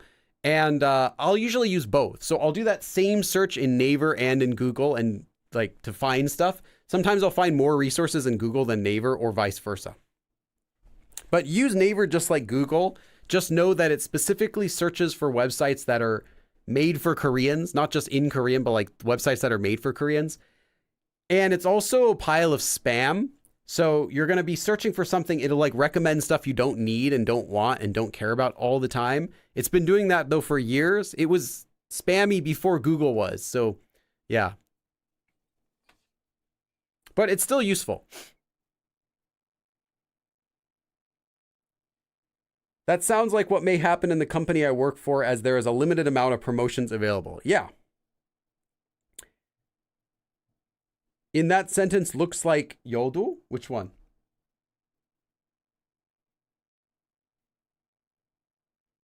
Oh, that's if you want to say even though. All right, take care, Sue. That's if you wanted to say although. That's a different form. You're not saying although he doesn't have skills, he can't get a promotion. You're saying he has skills, however. So it's whether you want to say even though or however, and they're different nuances. It's not in Korean. The more Korean you learn, it's not just about, well, can't I just say this instead? It's less about that and more about the different nuance that using a form gives to your sentence. Because you can say, I like cheese, but I do not like pizza. You can say that in Korean. 저는 치즈는 안 좋아해요. 하지만 피자는 좋아해요. You sound like a robot, but you can make that sentence. And if I make the sentence and I say something like, 치즈는 싫은데 피자는 맛있어요.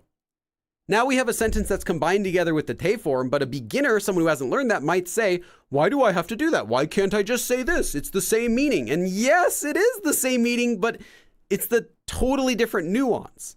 So Korean is not just so much about, well, can't I just replace this with this form? Yes, but you have a different nuance when you do that. Can you just replace this form with 지만? Yes. And now you have a different nuance. Can you replace it with even though? In this sentence, you could.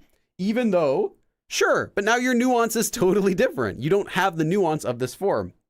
And you can't play, you can't just replace it with every sentence because you're not just changing the nuance, but you're like changing the meaning. Like saying something, even if you watch Korean dramas, you shouldn't look at the English subtitles, is different than saying, yes, watch dramas, but don't look at the English subtitles. It's just a different nuance to it. And that's kind of what the advanced level is beginning level is just making your sentences, trying to make sense, getting that basic sentence out there. Intermediate is kind of finessing it, making the sentences more close, more accurate, fluent sounding sentences to what you want to say. And advanced is, okay, I know how to say it, but how can I say it this exact way? And that's when you start really fine tuning everything. Like, how do you want to say it? Why are you going to use this form? Like, this form has a different meaning, but you say it because you don't want them to realize that you know something. Like, you want to say it around kind of an indirect way. And advanced level is where you're doing that sort of stuff. You get to really play around with the way that you make your sentences. Not just what it means and how it sounds, but now how it feels. Okay.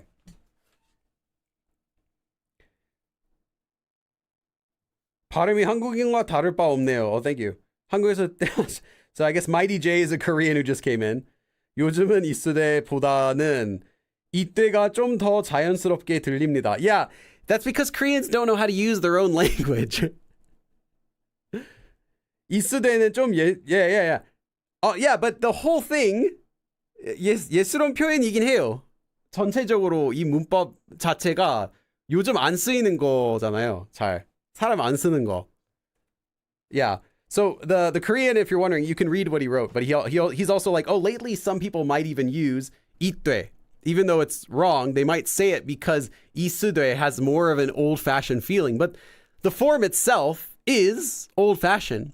But I understand why they would say ite, because you remember the way to conjugate this form is you just take the verb, you cut off the ta, and you attach 돼, right? 하돼, 먹돼, the end. So if a Korean doesn't know how to use this form and they want to use it to sound fancy, how are they going to do it? Are they going to know, oh wait, if it's this verb and this verb, I do this. But if it's ida, it's 이로돼 and 아니로돼. So I'll just stick 돼 on the end of everything. So 이때, 없대, 갓돼. Like you might hear all these different versions just because the person doesn't know how to do it.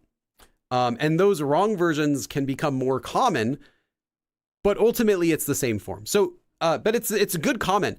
Keep your eyes open. If you see someone use this as like ite, know that yes, it's conjugated wrong, but the person was trying to sound fancy. So at least you can kind of know what their intentions were when you read it. You can say like, oh, this person was trying to sound extra fancy and they failed. So yeah.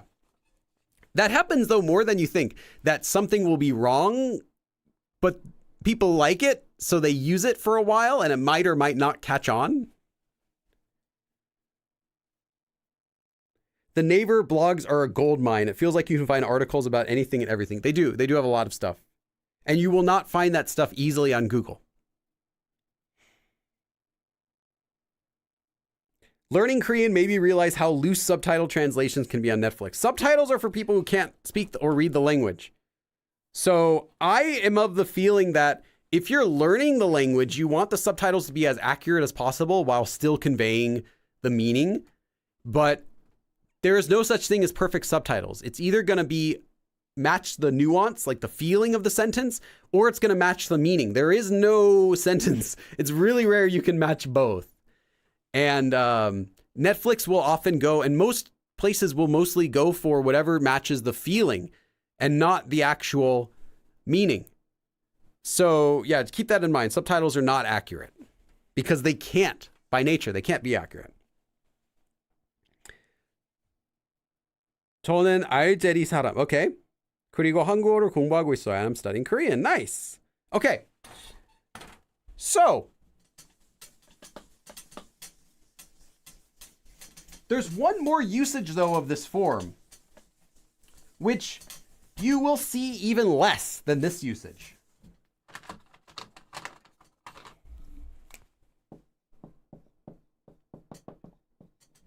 This form has one more use.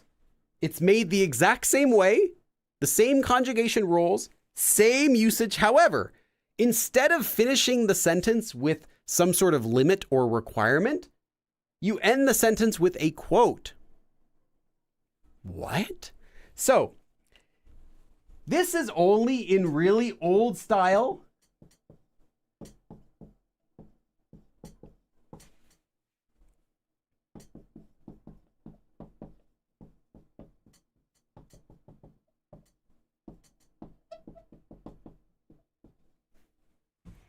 Very old style. I won't even write writing because it's just it's technically just like a spoken form. Okay. This is only used in very old style, fancy kind of speech. So this is not a modern usage at all. Just so you know.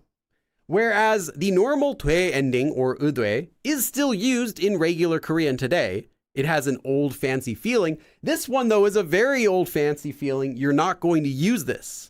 You're not going to see it, except in places like a very, very formal fancy, except like in a very, very formal fancy situation, or more commonly in some sort of religious situation where the speaker really wants to convey this fancy, old style, very old style form of speech. So I'd say like church services are probably the most common place that you might hear this, but even then, it's not commonly used. So the way it works is you're going to use not any verb. You're not going to use like 하돼, 먹돼 with this. This is only used with a verb that means to say, or like maybe to reply or speak. Any sort of verb that indicates that what's coming after is going to be a quote.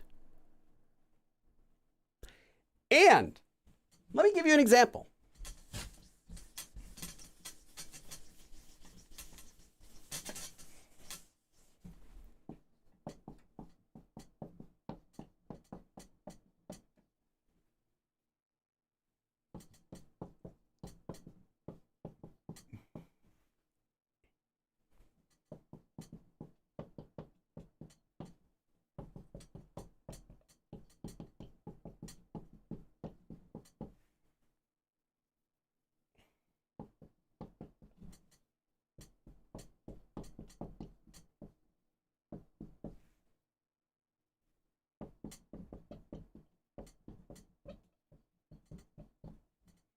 Okay, there's actually a lot to unpack in this sentence, and I'm not going to focus on everything because this is all old style speech, not just this form.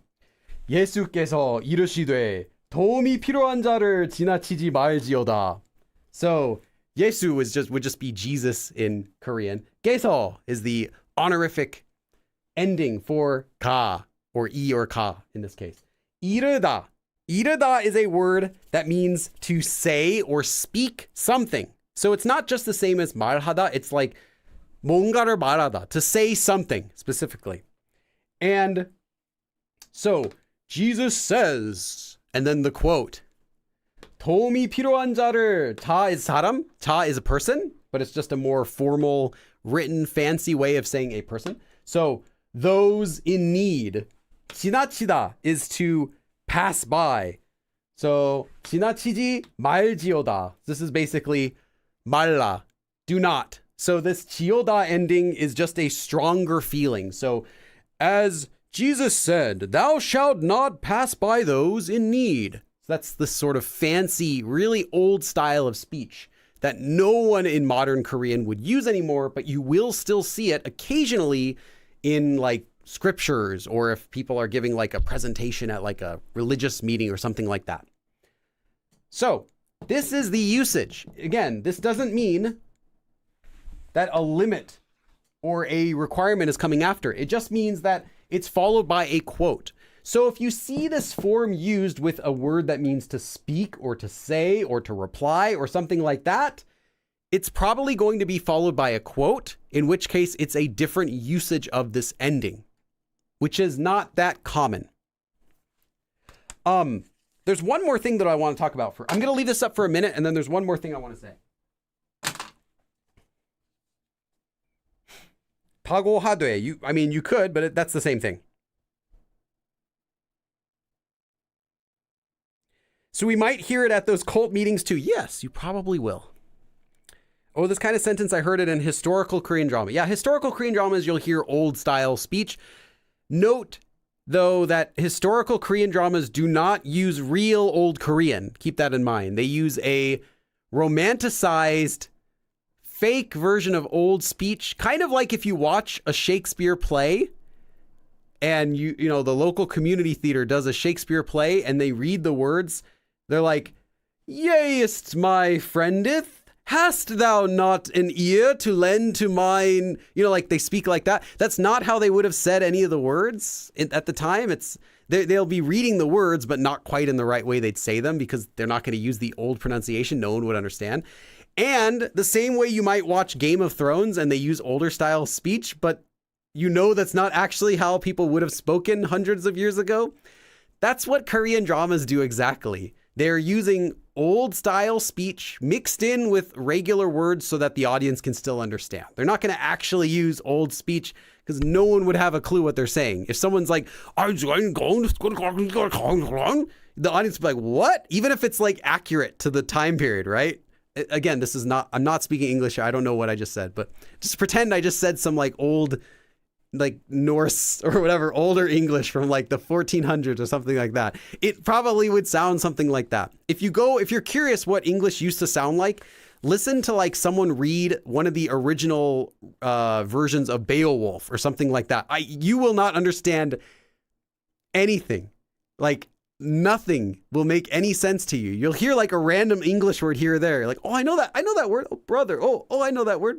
Tomorrow, today. Like, but it's like nonsense. So Korean dramas are the same thing. They don't use real old Korean, but you will find real old expressions and real old grammar in them. Just don't take it at face value.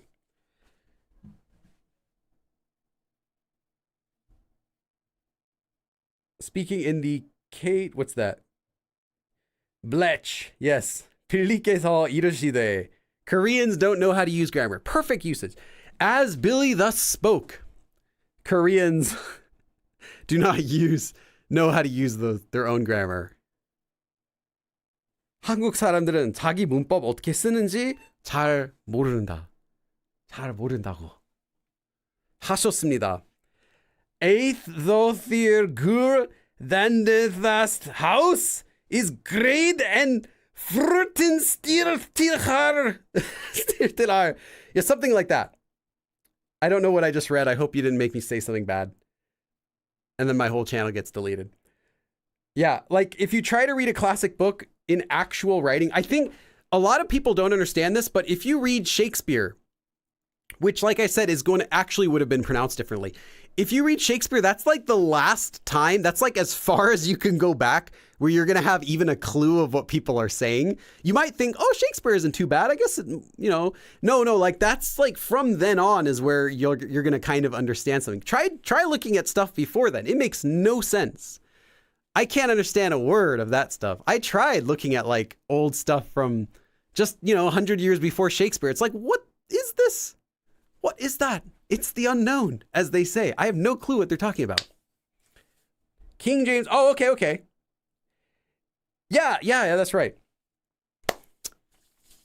Could talk about that. Yeah, that's right. King James Version, which is in Korea, not the standard, believe it or not. And I know it's the standard in America for like the Bible versions. The King James Version is the standard for the US for most churches. At least each religion might have their own version, but in the US, that's considered standard. In Korea, that's not the standard. That's like a fringe version.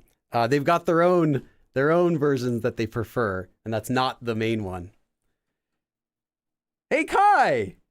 I got caught up into Shakespeare, and I missed it. Kai, thank you so much. So I'm gonna update your total. I'm gonna update your tab, Kai. Thank you so much again. Okay. There's one more small thing. This is also something I would not explain if this were not an advanced level lesson. So I'm letting you know, some of the stuff in this lesson might go over your head. That's intentional. It's because it's advanced level lesson. I'm not holding anything back. So you will probably, what version do they use? That's a good question. I think they use the new revised version, if I'm remembering. I had a friend who had new revised. I can't remember. I'm sorry, but they have a different version that they use. That's but there is in Korea, I believe the Jehovah's Witnesses use the King James version, if I'm remembering correctly. But other religions will have all their own different ones. So it's considered like a specific version. Most people don't know it. Okay. This form also pops up in some other very advanced expressions. I'm going to tell you.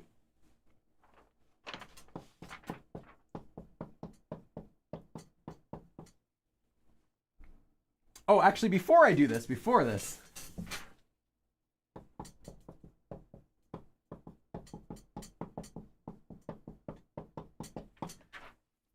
So a really common usage of this could be something like someone, ka or keso or whatever, 말씀하시되. So someone speaks and what they said is, and you give a quote. But there's a couple other forms besides 말씀하시되, which you might see.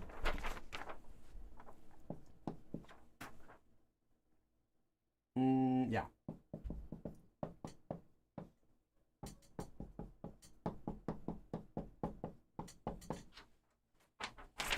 These two, which you actually might see, 가로되 and 가라사되.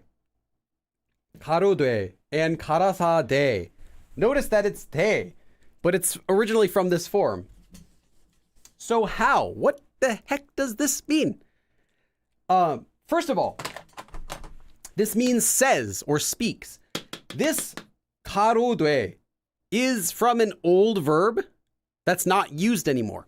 Let me see if I can write it.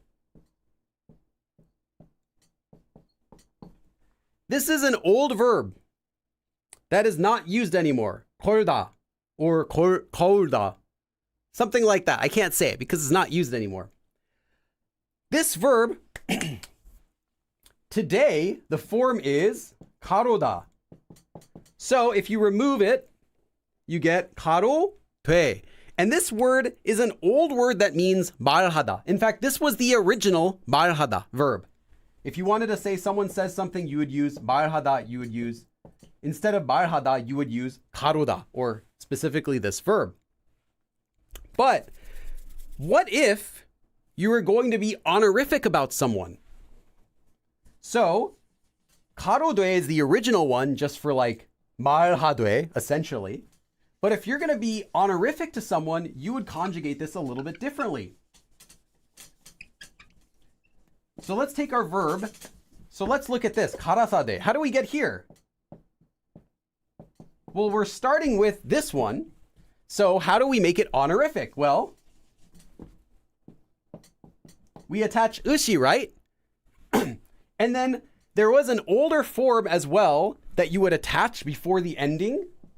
Oh, you might have seen this before in other, this appears other cases as well. It's an extra polite verb ending piece. Oh, to make something. And then you'd end it with 돼. So you'd get something like this. Remember how I said this became 가로다? Well, this became 가로 씌워돼, 가르치어돼, which transformed into one word as just a piece as 가라사대.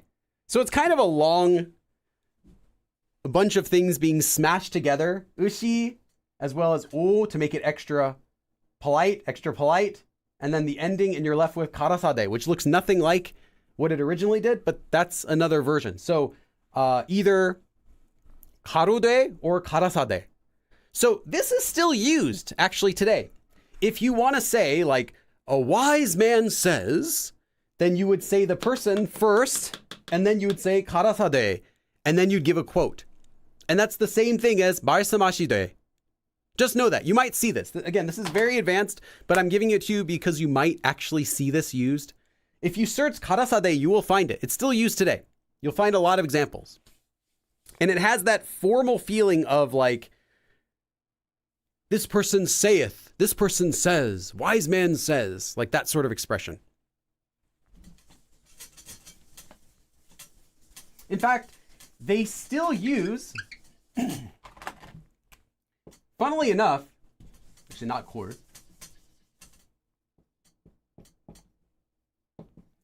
This verb, which I said is extinct, they still use it in Jeju dialect. I believe they use it as like 고람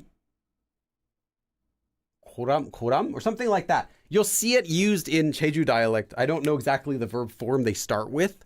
It might be they start with 골다. I'm not sure. But yeah, they still use this verb in Jeju dialect for speaking, for saying something. Like 뭐 신고한 고람신지 모르구게 is like an expression that you could use, which means like, I bet you don't even know what I'm saying, essentially, in Jeju dialect. But that uses the verb as well. I think they use it as 골다, but I might be wrong. If there's any Jeju speakers out there, you can let me know. But I think they use it as 골다. Anyway. 유튜브 방송을 보면서 빌리 선생님께서 이르시되, and then German noises, yes.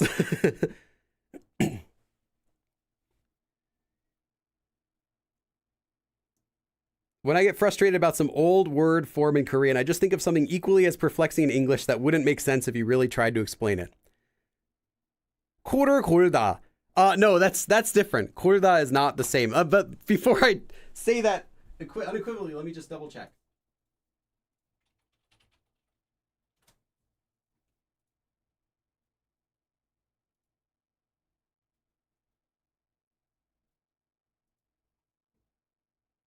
No, it is not. Okay. Okay, I was like, let me double check. It originally comes from a different verb completely. So no. Okay, because I'm like, that wouldn't make any sense. You're not speaking your nose, although you kind of are. You kind of are.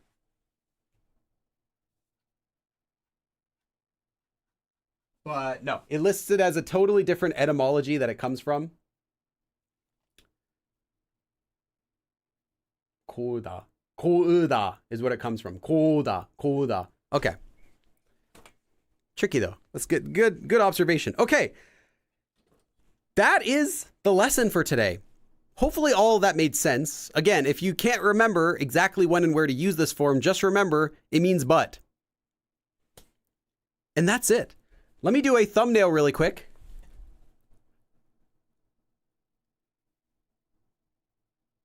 Okay, now I'm going to take some questions. Again, if you want to get this outline, please join my Patreon page. There's a link in the description box. You get this outline. You also get worksheet for every single lesson I've ever done that I have a worksheet for. There's a worksheet for this lesson, which has an additional 10 sentences using this form. I think there's also an example of irodoe there as well, so you can see it used with ida. Yeah, now I'm going to take questions. Feel free to stick around, ask any questions you have about Korean or anything. And I'll probably hang out for like 20, 30 minutes. 2 hours later. Okay, let's see. I don't understand the written. Kioklir, what is that middle part? I'm not sure what your question is. Are you just asking about how to write? Kiok? Like that? 1, 2, 3 is how it's written. And if you write it in one stroke, it's like that. And some people do like just a Z. If you're doing like really quick, you can do that, like to kind of get around it. But officially, it should still be at least like that. So you have at least the correct 3 strokes. Not this.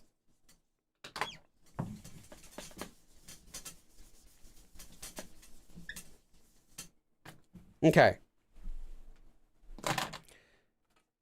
What's the difference between nuni and tanani? Well, tanani would be shortened for a quotation plus nuni. So like someone says something is nuni.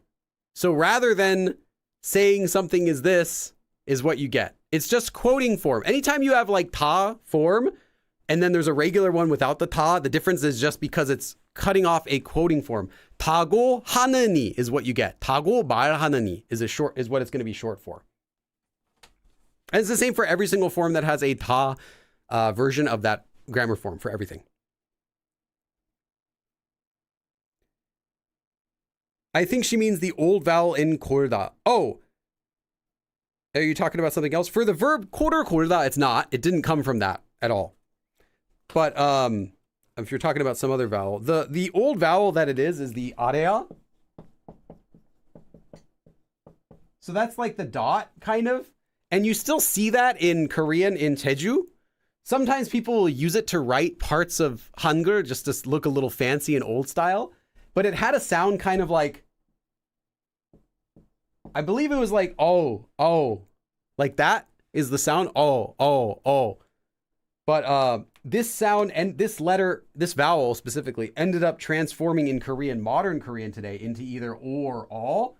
Sometimes but yeah. Or even ah. Yeah, that's true. It changed into a lot of different vowels in modern Korean.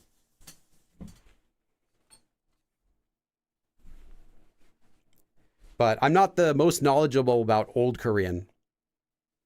I've never really gone and studied it separately outside of just whatever grammar forms I've taught. No, what you're writing, I see the kiok like with the line like mark under it, then lir under that. So I don't understand the syllable. Oh, yeah, like this was the, this was this. Like I said, this is an old vowel that's extinct now. So don't look at it, just ignore this. It would have been, like I said, you can think of it as like this, but it actually ended up becoming this sound. karoda is the modern form. So you can think of it in this case as an ah sound. So kind of, but like I said, the sounds were different. They had extra sounds. They had more consonants and more vowels in Hangul originally when it was made. I shouldn't say in Hangul, but because in the Korean language, they had more sounds, and there used to be more letters in Hangul to write all of those sounds. And as those sounds disappeared, their letters went with them. So there are a lot of old Hangul letters that don't exist anymore that you can find. You're like, what the heck is that? It's like a triangle. If you look on the side of the Sejong Daewang statue in Seoul, you'll see they have some old letters there that don't exist anymore. They have this one. They also have this one. What is that? So there were more letters.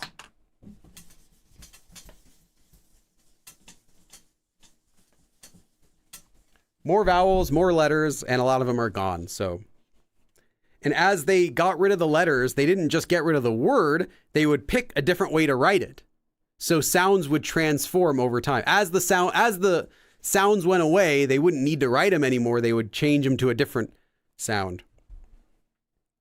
And pretty much in every situation, except for sound change rules, pretty much in every situation, things are pronounced the way that they're written. With an asterisk next to that, there are still some cases where you don't actually pronounce things the way that they're supposed to be pronounced. We don't like to talk about those though. Although I did make a video about one aspect of that topic in my Korean FAQ series. I don't know when I'll be able to upload it because I only upload those videos every week. I don't do a live stream. So it's like one every 3 weeks, you get a new one of those. But there is an upcoming lesson sometime within the next month or so, or 2 months or 3 months, where I talk about one of the examples of sounds that are pronounced differently than they're written, like actually kind of differently. It's just not a common thing.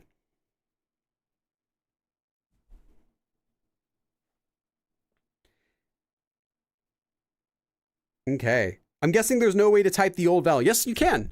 If you do, I actually think I have a website where you can type old Korean in. If you ask me on my Discord channel, I can share you the link.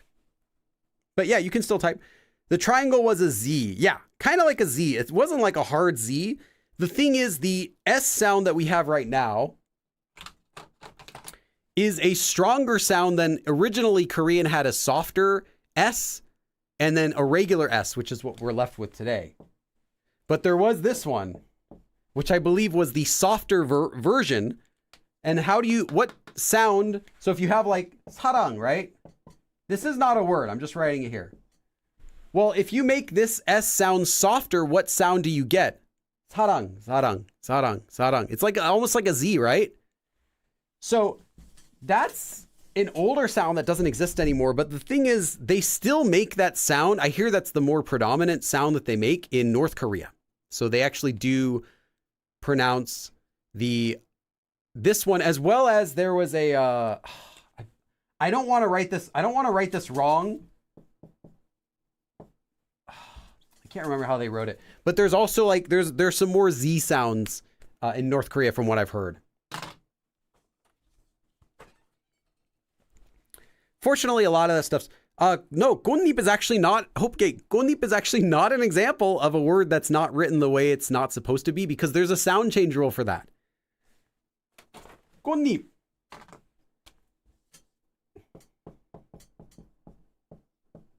Looks like it makes no sense, but it completely makes sense with sound change rule. First of all, we can do a few things right away. We know that you can't, if you have a word that ends with one of the, if it ends with one of the strong consonants or a double consonant, you can replace it with its basic version. So we know we can do this already. We also know that if a word, let's look at this word separately. Good. We also know if a word ends with a consonant that can't be pronounced on its own, if it's not like a basic, like a nasal consonant or one of the, like this letter or something, that it all transforms into this letter. That's another sound change rule. So this we can go like here. So we get good ip. There's another rule. I actually made a video about this if you want to learn about it. It's called nian 첨가.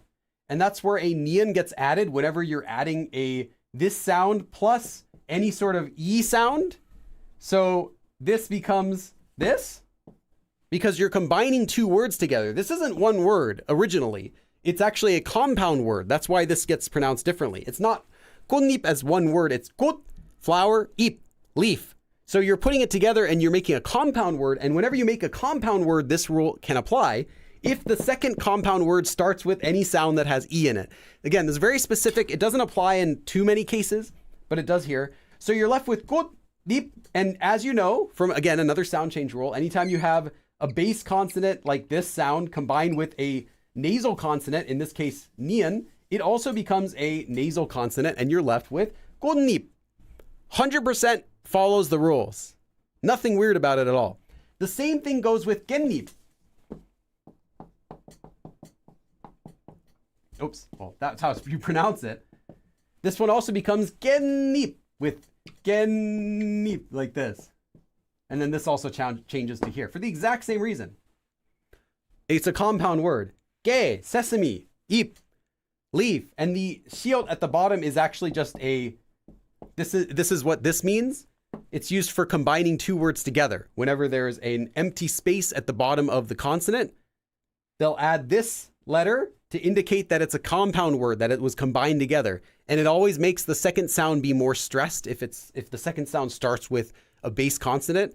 Sorry if this is going over your head. Just let you know that this is regular sound change rules. In fact, I'm going to show you something. Where did that go?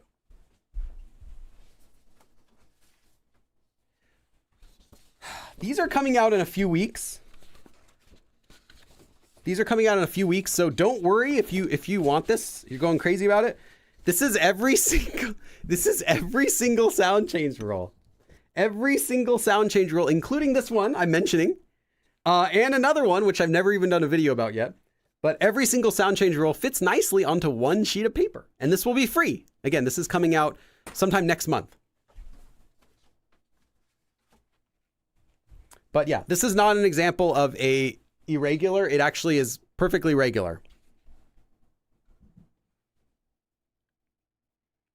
So I'm not talking about that kind of thing. I'm talking about things that don't actually have explanations.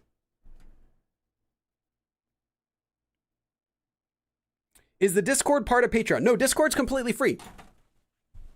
I'll add it in the chat. There's a link in the video description also, but I'll put another link in the chat as well.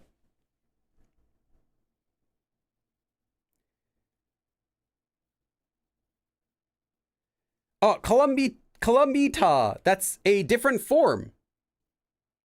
The ta or taga oda form is different. So actually, I have a lesson about that. If you search for ta or taga oda, search on my channel, you'll find a live stream about that, like taga.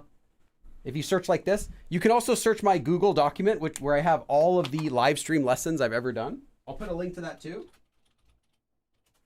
Search the Google document for oda or kada and you'll find it. It's a separate form. That means to do something after you've gone somewhere. All right, sorry, after you've done something, to then go somewhere, or to come here after you've done something.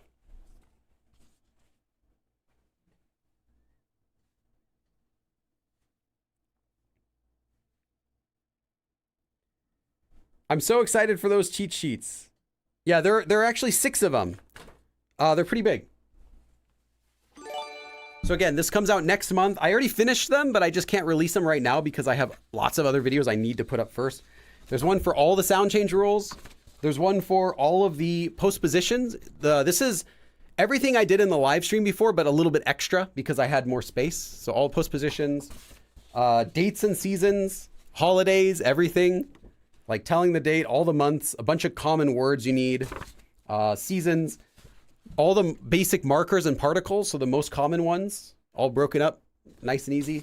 And then all of the Yule form conjugation rules, including ones I haven't even made videos about, but just all of them are here. So I took my own lessons, put them in, but then I added a couple extras. So yeah, you get everything, including some common exceptions. It all fits nicely on one page.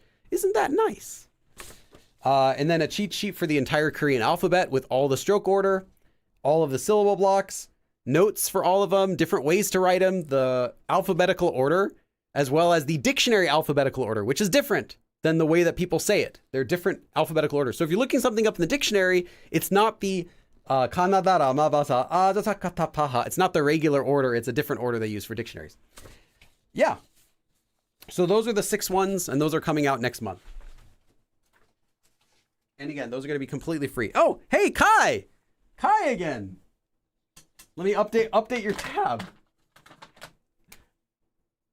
I suppose Kai could like save up and then cash them out in like 5 years, and then I just die. Or I'll be like 80 years old and I come back to YouTube after like a 30-year hiatus, and Kai's like, cash me out, bro. And I check the ledger and there's like 15,000, and then I just die at like 80 years old. Kai kills me with dabs. And then there'll be an article like, man, Florida man dies dabbing. I don't know. I'll move to Florida just so that we get that nice headline. Okay, thank you, Kai. So, Billy, how much do I have to donate to get a video on fast Hangul Korean writing cursive to put on the schedule? I'll put it on the schedule. Give me a second. Let me write it down right now.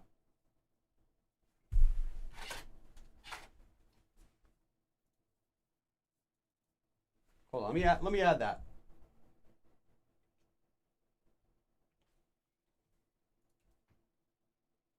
Do I want to make that a Korean FAQ video? Or I think I do. Okay, I'm going to add it to the requests, but I can't promise it's going to be uploaded anytime this year or next year, because I don't know when it's going to go up. Probably next year, summer at the latest, though, because when I'm in Korea, you get a Korean FAQ every single week, except when I do live streams. So most, like 3 of every 4 weeks, you'll get a Korean FAQ. So probably next summer, I will do that. Fast Hangul Korean handwriting cursive. Okay, let me write that down. Kai's request. Fast handwriting. Discuss this during 11:10 live stream.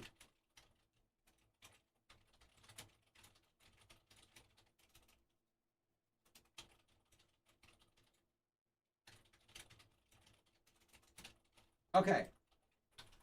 All right, I'll do it. But like I said, I don't know when it'll be up. I feel like it's normal. Don't be discouraged. Oh, you're talking to someone else. Are you in Korea right now? No, I'm in Los Angeles. It reminds me of 사건. What's this? This is that exact rule that you're talking about with 사건. It's not just 사건 though. That's actually there's actually rules to it. So I list 12 of the most common words. No, I shouldn't say words. 12 of the most common syllables that get that and how it works and when it happens. And they're right here. Including, I didn't use 사건 here, I used 조건, but it's the same thing, same rule. Yes. So like, I'm excited to release those. Like I said, I just have to wait because I have other stuff. Free changes pronunciation. I'll go to jail. Woman murders Florida man from 1,000 miles away by dabbing, by forced dabbing. This will be the New York Times. Sorry for the repeat question, but I was wondering about 보이다 and 보다. Yes. Oh, Natalie. WMS. Thank you. Thank you so much, Natalie.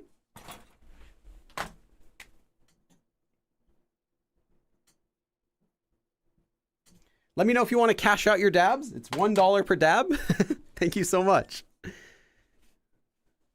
And then 4, about your question, 보이다 and 보다. So yeah, 보다 is to see or to watch or to look, and 보이다 is the passive form, so to be seen, to be watched, to be looked. You can think of it like that, but it's actually more like to be visible, to be seen, 보이다. So when do you use that? Well, you could say something like, TV 안 봐요. I don't watch TV. I don't look at TV. I'm not going to look at the TV right now. TV 안 보이다. Literally, the TV is not visible. When might you say 안 봐요? TV 안 봐요. I don't watch TV versus I can't see the TV. As in, it's not visible. Like someone's blocking the TV is not 안 봐요. It's not, hey, I'm not looking at the TV because someone's in front of me. you would say, I can't see the TV because someone in front of me. Literally, you're saying the TV itself is not seen. So they use passive voice in Korean, not just this verb, but all passive voice in Korean. One of the common ways it gets used is to say, YouTube keeps crashing. Not the stream, but the screen I have here. Oh, 1 second. Okay. So it's common to use passive voice to say you can do something and you can't do something, but by blaming the object for it not being doable, instead of saying yourself, I'm unable to see. 못 봐요. I can't see it because it's my fault. You know? Right now I'm busy. I can't look at it. Or some reason like that. It's my fault. 못, cannot. 할 수 없다. 수 없다, like that. But if you say 안 보이다, it's not my fault anymore. I'm blaming the object. It's not visible itself. Even if I could see it, I can't. So yeah, that's the main usage of all passive voice in Korean. And it's also, of course, used for actual passive voice. Like it was not seen. The object was not taken for over 3 hours after we left it on the table. Like that sort of uses as well. Florida man dies through repetitive dabs. Third occurrence in the state. I don't even think if I did, it would make the news, to be honest. It would make like the local news. Like local Korean teacher dies after performing 8,000 dabs. Halfway to his goal. His last words were, I totally can do this, y'all. Wouldn't even make the national news. Hope Gate. Yeah, it's nice to see you. I haven't seen you in a while. I used to see your name. I used to see your name all the time, so I totally recognize your name, but you haven't been here for at least several weeks. I don't know if it's been several months, but at least a few weeks I haven't seen you. Thank you so much, Hope Gate. But as always, this was super fun and informative. Thank you. Yes, thank you. I'll count the gift dabs that showed when my super chat showed on screen, so no more needed. That's fine. So is Ita's weird cousin? No. Ita is not its cousin. No relation.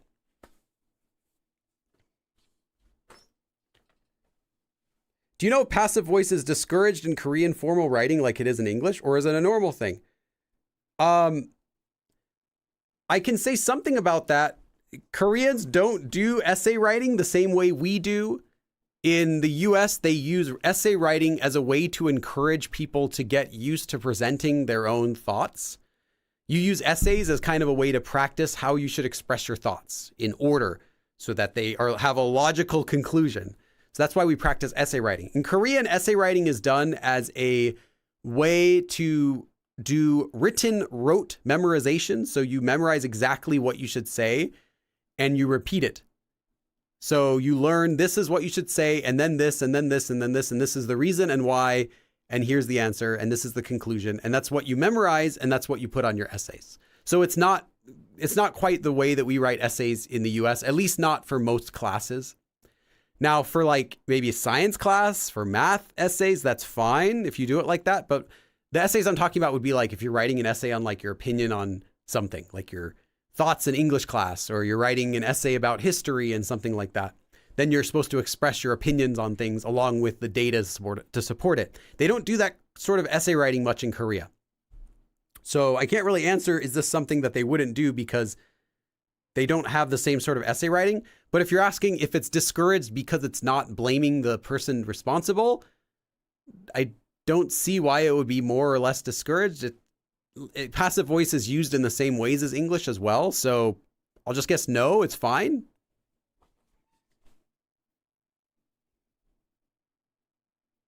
But also I'll say I don't really know for sure because it's not quite a standard thing that they do in Korea like we have in the US. All right, take care. I am Ben. I haven't been back since the summer. I took a break. Okay, that makes sense. I clearly remember seeing your name a lot when I was doing my live streams in the summer. Billy's last words would be, at least I was able to pay my electricity bill. Oh man, I'm having so much fun though. Grocery shopping. Because after COVID, like 2020, when all the prices for everything started to go like crazy, especially toward the end of 2020, like prices just during COVID and everything. I stopped going out to eat. And that doesn't mean I didn't eat food from other places, but I just stopped going out to eat because you'd pay like $20 per person plus tax plus tip. And then during COVID, everyone's like, hey, it's hard times now. You should probably pay like 85,000% tip, right? You know, everyone's kind of encouraging higher tips during the time. Like, I don't want to deal with this. Like, so we started just doing more grocery shopping in general. And there's like some discount grocery stores we started going to. They're kind of fun to go to. One of them is Aldi. If you know Aldi, it's kind of cool. Another one is Grocery Outlet. It's kind of cool. They have like Aldi's is kind of like a cheap Trader Joe's. If you're familiar with Trader Joe's, it's like a cheaper version of Trader Joe's. And then Grocery Outlets, like it's like the Marshalls or TJ Maxx for grocery stores, if that's the best way I can explain it. Or like Ross for grocery stores. But it's cool because you get like all this random stuff that the other stores couldn't sell, but it's like cool. And it'll be like 20 cents for like an $8 item sometimes. So that's kind of fun. But yeah, so I go there a lot. I go there a lot because I can spend like $30 there and get legitimately like $100 of food. It's like, oh, this is so cool. And I can buy stuff I never normally would treat myself to because it would be too expensive. But like $1, I can pay $1. I wouldn't pay like $8, but I'll pay $1. So yeah. Let me know if anyone knows what I'm talking about, what stores I'm talking about. Maybe it's only like a California thing. Natalie says, I use passive voice a lot in English, but my other language, ASL, doesn't really use that. Oh, okay. Yeah, in Korean, they use passive voice a lot, but like I said, it tends to be used for saying things that you can and can't do. And not so much for saying things happened to something. That's less common for passive voice. The exception would be things like 되다, like 하다 versus 되다. 되다 is pretty common, but other passive voice forms like the 지다 ending on action verbs is a little less common. For saying something passively happened, it's not common to say something like the rabbit was eaten by the tiger. You just don't make that sentence in Korean. It sounds really awkward, like out of a textbook. You would just say the tiger ate the rabbit. Social media and the human condition. How much are streamers obligated to their fans? Yes. Did you get that with ChatGPT or something? That sounds perfect. That's exactly what the article would be called. And the photo would be me doing like this, and then it would have a blurred picture of like my body mauled by like a bear or something, or me like with my arm broken off and it's all like blurred. It'd be like an image from LiveLeak shows the teacher Billy Go after his arm fell off while doing 8,000 dabs or something like that. Something like that, yeah. If the power of dabs could pay an electricity bill, Billy would be an energy provider for his community. Yes. Yeah, I like Aldi. Aldi is the main grocery store. Although I have had some issues with the staff being really mean, which I don't have at other stores, but I can't beat their grocery prices. They have some cool stuff. Like, it's become my favorite place to buy produce. They have a lot of interesting stuff there too, like their frozen stuff, their cheese, all that's good. Dairy, bread, all of it's fairly priced, but I really like getting produce there because sometimes you'll spend like so much money to get like apples or strawberries or like lemons or oranges or tomatoes, it's basic stuff you need, cucumbers, but you have to pay a lot of money if you go to Walmart, and sometimes the quality's not great, but I feel like Aldi, typically the quality's pretty good and the prices are pretty good, so I can actually get healthy food there, whereas I don't buy it when I go to other stores like Walmart or Albertsons or any other place, just because the prices are too high. So it kind of helps me to eat healthily. So I like it. Aldi and Trader Joe were the same chain that split. I heard something like that, but yeah, right now they're a totally different company. That's all I know. But they kind of have a similar feeling in that Trader Joe's sells items that are only at Trader Joe's, and Aldi sells items also that are only at Trader Joe's, but they're often like less special, unique items at Aldi. It's kind of more like regular items, but their own Aldi version of it. But it's pretty good. For most of the stuff I've tried, it's good. America has a crazy tipping culture. Yes, it is horrible. When you go to Korea, you can literally eat every single meal out at a restaurant. Sit down, you have a waiter, brings your food, takes your order, or a kiosk these days for a lot of places. You eat, pay, you leave, you spend like less than like $8 US for your meal. You can do that twice a day and never have like financial problems as long as you have a regular job.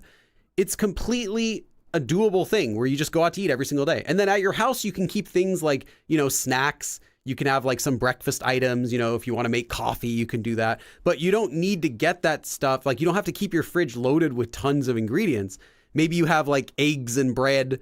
I don't know why I said that. Bread, eggs and bread. Maybe you have like eggs and bread at your house and milk or something for just like quick meals. You make rice for breakfast. You have like breakfast stuff, but you don't really need to worry about your meals because you can eat those out every single day because they don't have tipping. I'm in Texas and I've seen Aldi, not the other one you mentioned though, but there's not many. We live off HEB over here. Well, $2.10 an hour for servers mean you need tips. Yeah, I mean, the thing is in California anyways, I think they still get paid minimum wage. But I'm not sure how it works. Aldi is everywhere. Never heard of... Okay. Michigan has major... Yeah, I've heard about that. McDonald's employees in LA start at 20 an hour. Yeah, you can start a lot of fast food jobs start at like 20 these days. 18 to 20, 22. I mean, yeah. It's not bad. Imagine working at McDonald's. Make like 20 bucks an hour. It's not a lot. It's not really much to live off of. You're not going to own a house. You're not going to be renting a very nice place, even if you're working full time. But if you're living alone, yeah, it's okay. You can survive. The produce prices are so great. Like I can afford grapes. You're talking about, yeah, Aldi. Yeah. Yeah, I buy lots of produce there. That's my favorite thing to buy there is whenever I need produce. I used to go to either Trader Joe's because Trader Joe's has really good prices on bananas and they have good bananas. So always get bananas at Trader Joe's. But then if I want to get like other produce, this is like my cheat code that I use. So other produce I normally would go to, there was like a grocery store in the area, but it kind of closed down. I might go to the local Mexican market because they have a lot of different stuff and fair prices, but it was really far. Or I could go to Aldi, and there was an Aldi. There are like a few Aldis actually not too far from me. But yeah, Aldi's is good for that. So Walmart and Aldi's are right next to each other, and I choose Aldi for my healthy foods. Yeah, I don't like shopping at Walmart unless I'm getting like canned or dried foods, like packaged foods. I'm okay getting it at Walmart just because their prices are okay, but their produce is not that great and it's way overpriced. It'll be like $2 for a mango. And I'm like, if I'm going to spend $2 for a mango, I'll just buy it at like a nicer supermarket that treats its workers better, right? I don't think they have great produce. They don't have great prices on their produce. If it was cheaper, I would say okay, but they have specific brands that they work with. Like their chicken is always this brand. They always use this brand for this. So it's like you're not really getting good prices at Walmart for produce. Now, if you're going to buy like, you just want a cheap bag of cereal, you just want some distilled water, you just want some canned soup, you want some processed cheese or milk, yeah, Walmart's fine for that. But I don't like shopping there when I can avoid it. You want some cheap medicine, you go to the medicine aisle. They have lots of, all the stuff you need. Vitamins, that's, yeah, good price. Deodorant, sure. We usually go to different stores depending on what it is we're trying to buy. I think a lot of people, though, do that. You're like, oh, I have to get this. Oh, I want to go here. So we do that, too. Aldi isn't a supermarket in Germany. They're called a discounter. Okay. Interesting. I would consider in the US just to be I don't think it called a supermarket. Yeah, kind of. It's just in the same category as a supermarket here. Though usually we think of like a supermarket, it like has everything. So it'll have all the produce, it'll have regular things, but it'll also have like a deli section, a desserts, like a bakery section, they'll have other services, but Aldi's just the produce stuff and like food and produce, and that's it. In fact, there's usually only like one employee there at a time. Billy, could Teju Saturi have a resurgence, or is it not possible? No, I don't see it being possible anytime, unless the government were to pump a ton of money into it. It's not going to happen. More than likely, it's going to disappear and become like a niche language that a few handfuls of people will still speak, and more might study. There might be a day soon in a few generations where more people are studying it than actually speak it. And you can blame the Korean government for that. Unfortunately, that's not that. If you're curious, I'm not going to talk about it in this channel because it's kind of dark, I guess. But yeah, if you Google why Jeju dialect is dying, you'll find the reason pretty easily go to Wikipedia.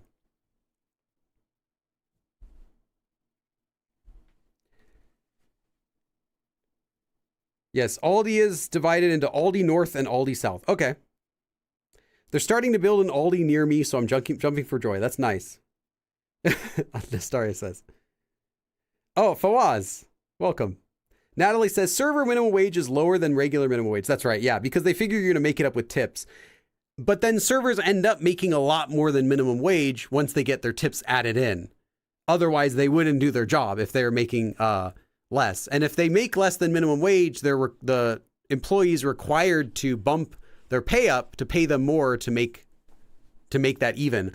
But most of the time it ends up that they make far above minimum wage. I can't speak for waiters because I've never worked the job, but what I've heard is that you might make like $30 an hour ish. It depends on where you're working on the day. It could be from like, maybe you make 20 to 30 to 60, depending on what kind of restaurant. So that way, at least your job gets more than the minimum wage. Otherwise, why would you work there if your pay is so unstable and low? You would just work at a fast food place where you can make a guaranteed, 20 an hour or something like that. I still think tipping needs to go away. They just need to pay their people more. And if the restaurants want to have competitive if they want to have more competition for people to want to work there, you just raise your prices. Make your pasta, it's already like, you charge like $25 for pasta, make it $26. Pay your employees.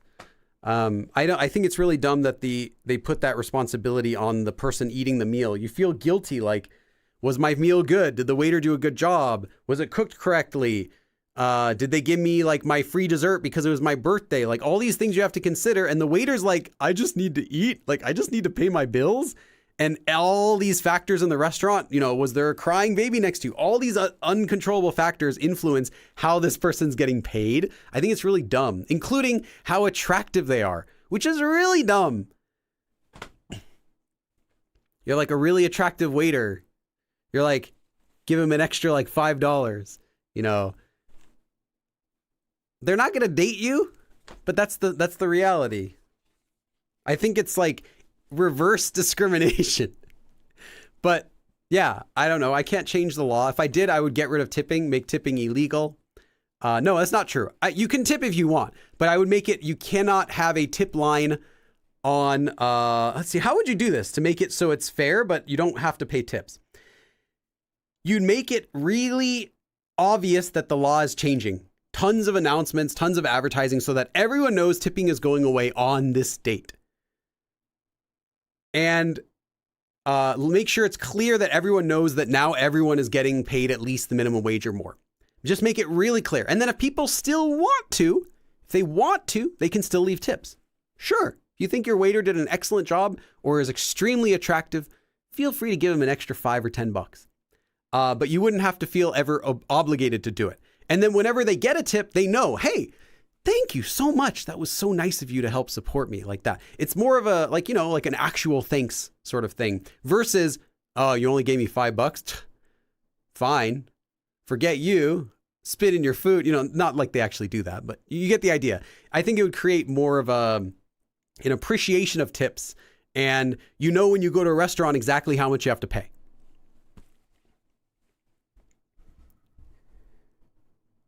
Hopegate says, which contents is... Oh, you're talking about ni. That's not nui. That's ni. It's slang for noide. It's just a shortened version of noi for neither. Because ni is you. So same thing. because noi is just plural.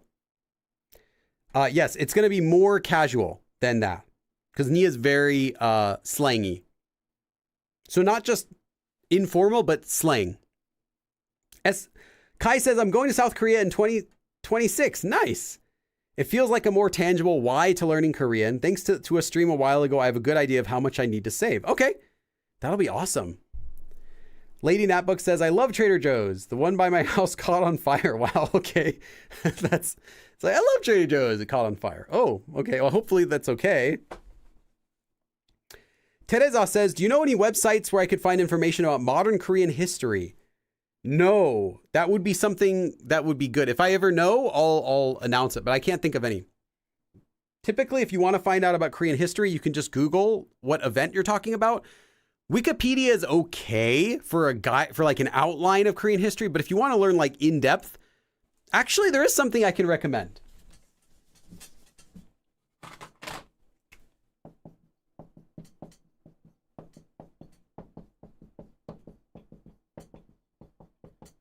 This is my kid's favorite history series. It's a comic book series called 한국사 대모험. So like Korean history, big adventure, the great adventure of Korean history.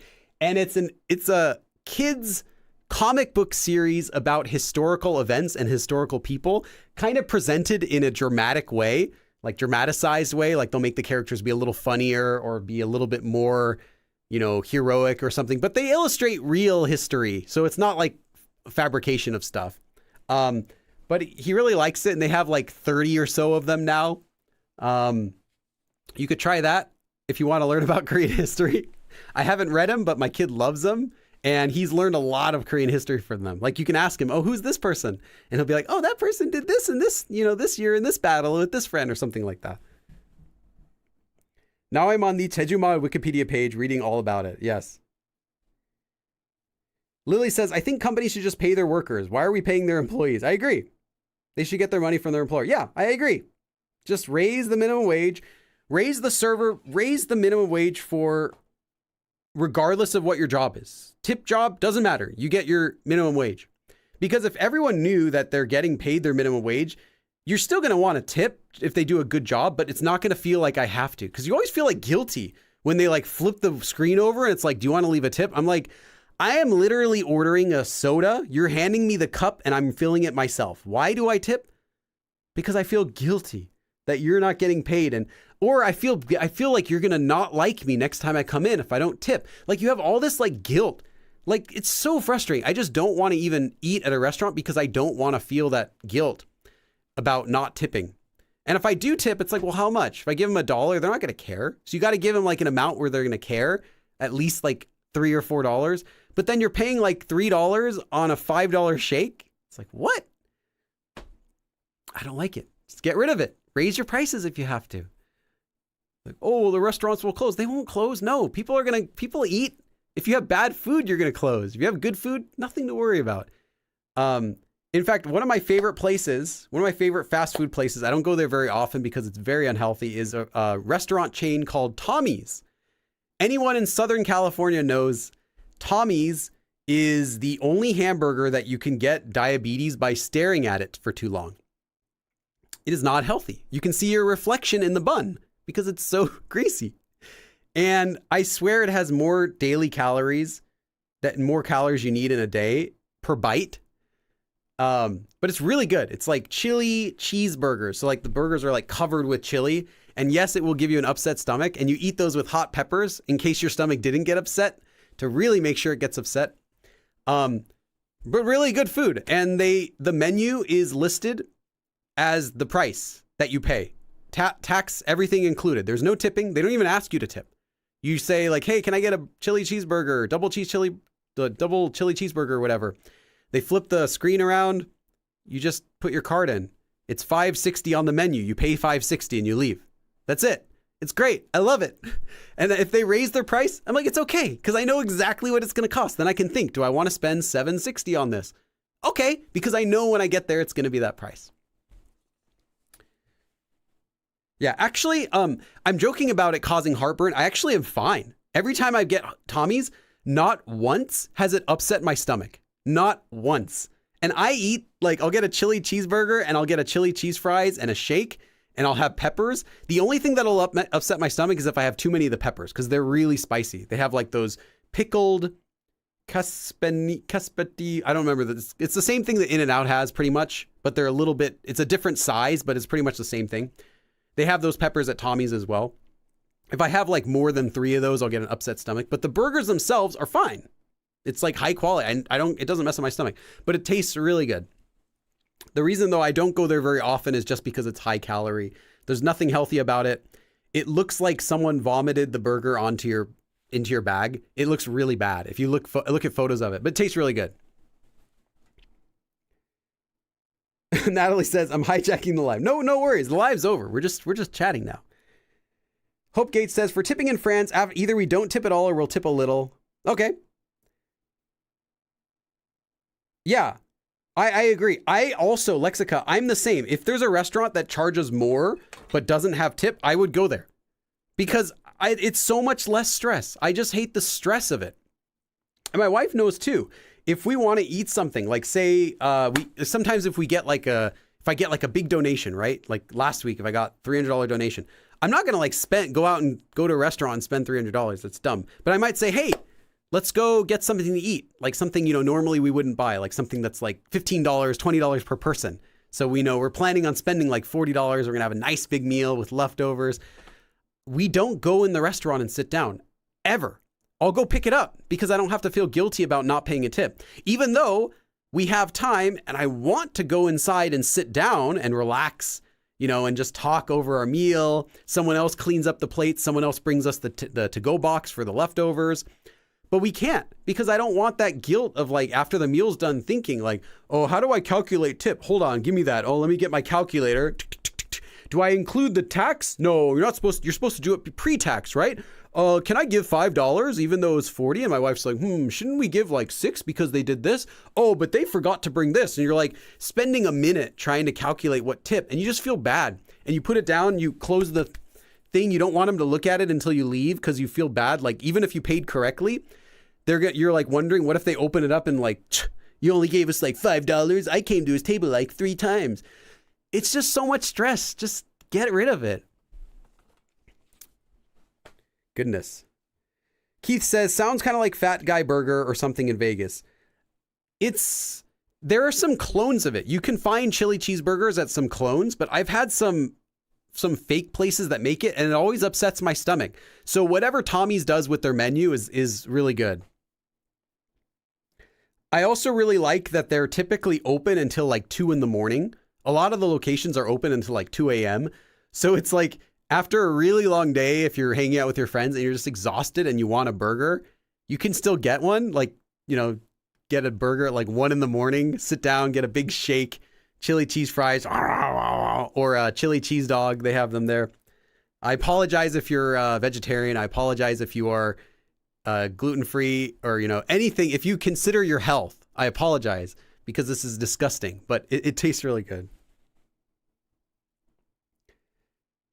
We went after Jackson Wang's concert. So good, but my stomach was angry. Did you eat the peppers? I think the peppers can kind of mess up your stomach, but yeah, but then I can't speak for everyone. Some people, it might not be good for their stomach. They might not like it, but I've been okay with it as far as I can remember, since I was a kid. Natalie says, sounds like Five Guys. No. Five Guys is overpriced. Five Guys is overpriced In-N-Out, basically. It's good, but it's not as good as you pay for it. And no, Tommy's is not. It's just its own thing. The quality is decent. So I'd say it's on par with In-N-Out quality, but they're bigger and less healthy. So it's like you take an In-N-Out burger and then you get this big scoop of chili and just slop it on, close the lid, package it up, and hope that the customer doesn't look at it until they're out of your view because you don't want to see their expression. That's Tommy's. My acid reflux disagrees. Yes.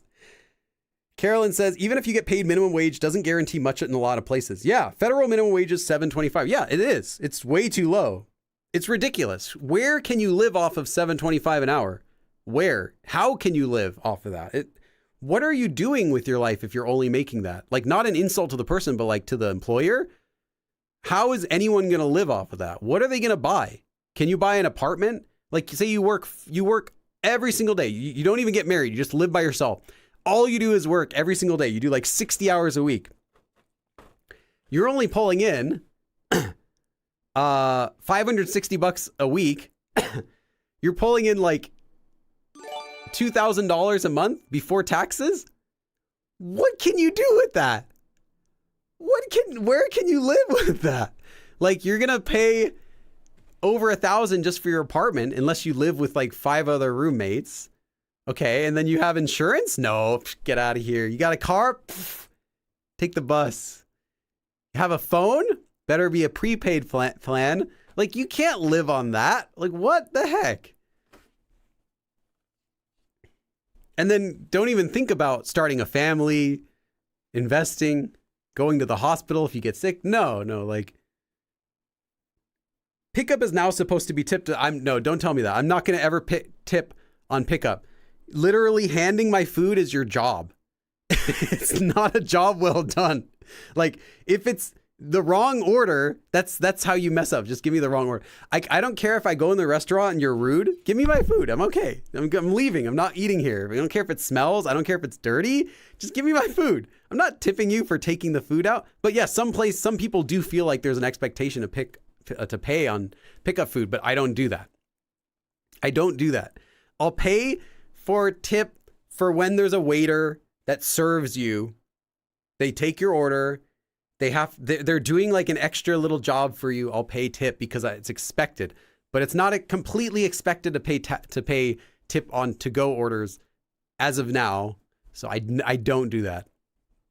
Kai, you're. I hope you're not actually planning to murder me, but I really do appreciate your donation. Thank you, Kai. Kai says, top of the hour donation. Someone else was interested in how much they need to save for Korea, and I don't remember the live stream that you discussed it on. How much on average do you spend on your trips? Okay, let's talk about money.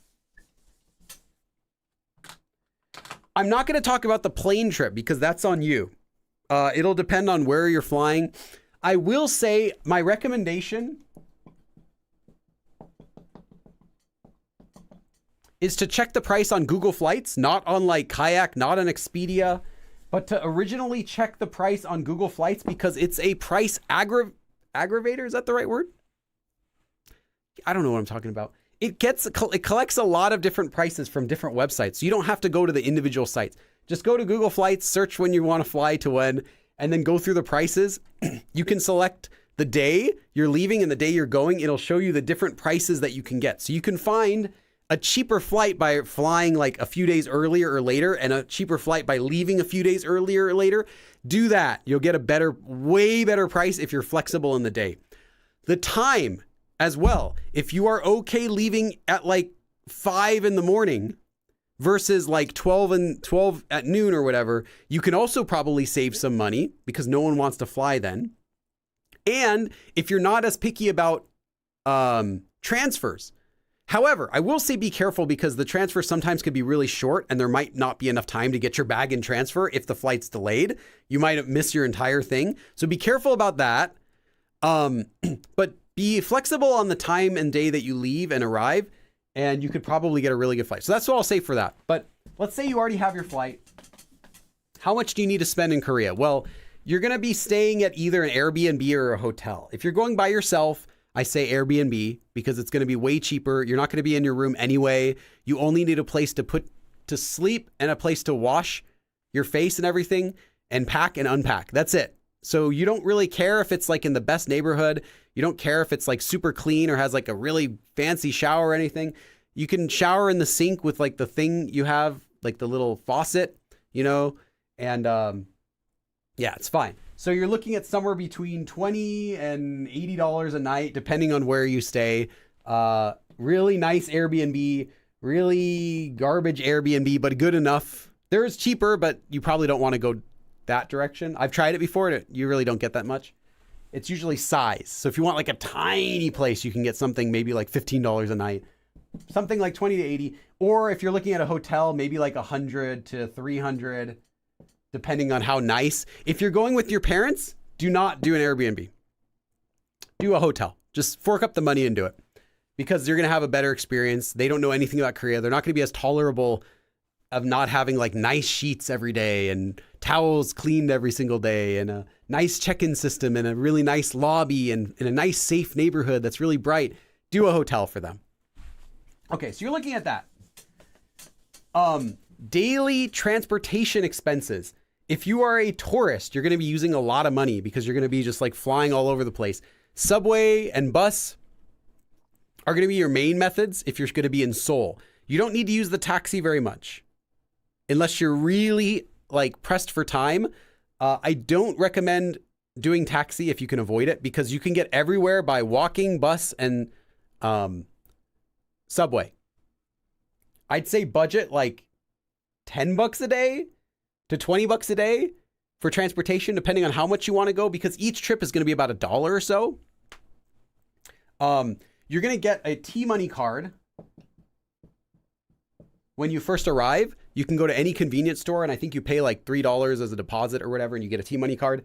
Get that first, load it up with at least like, $50 or whatever, how much you think.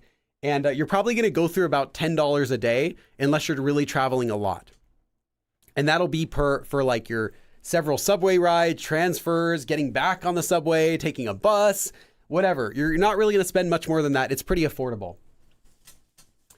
So transportation, if you are traveling with your parents, or if you have physical needs that make it difficult for you to walk very much, then you're also going to have to budget taxis. Now, taxis are pretty cheap, but you're going to be spending, let's say you take a trip, just one random area of Seoul to another random area of Seoul. You're going to be looking to spend around $20 per trip.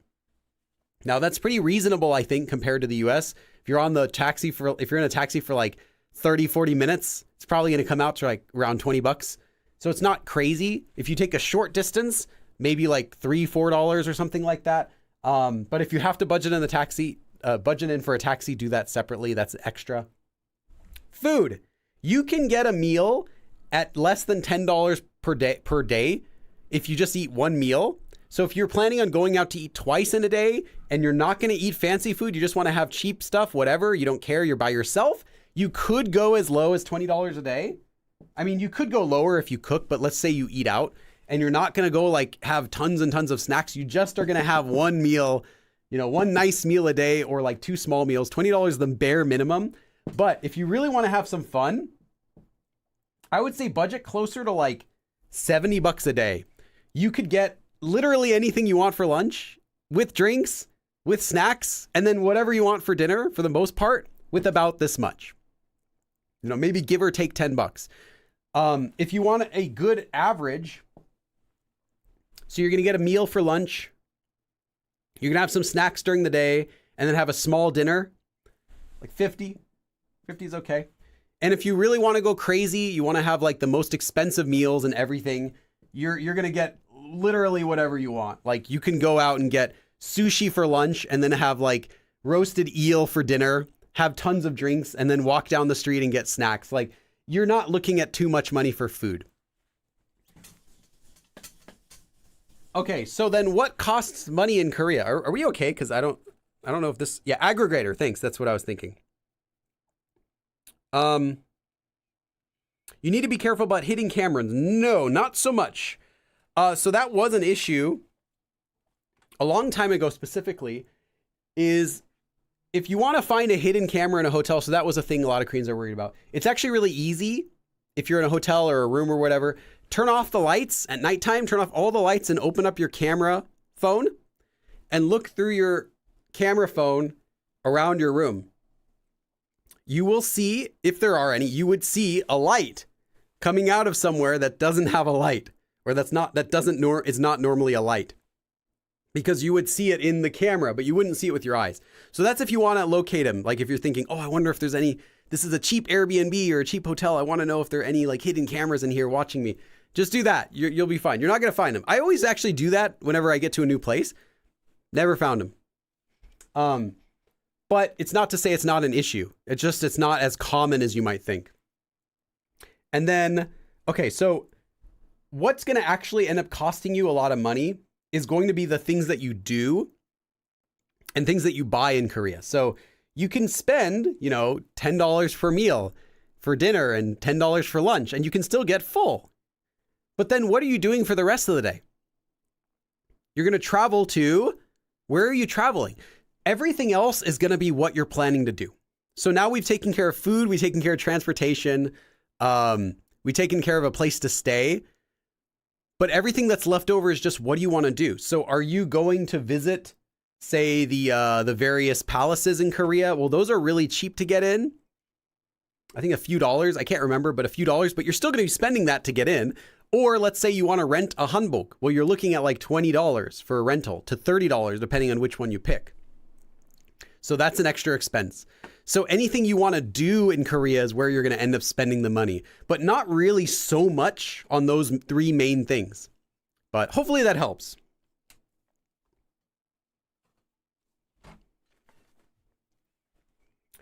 You can get away on a micro budget with food. Yes, that is true.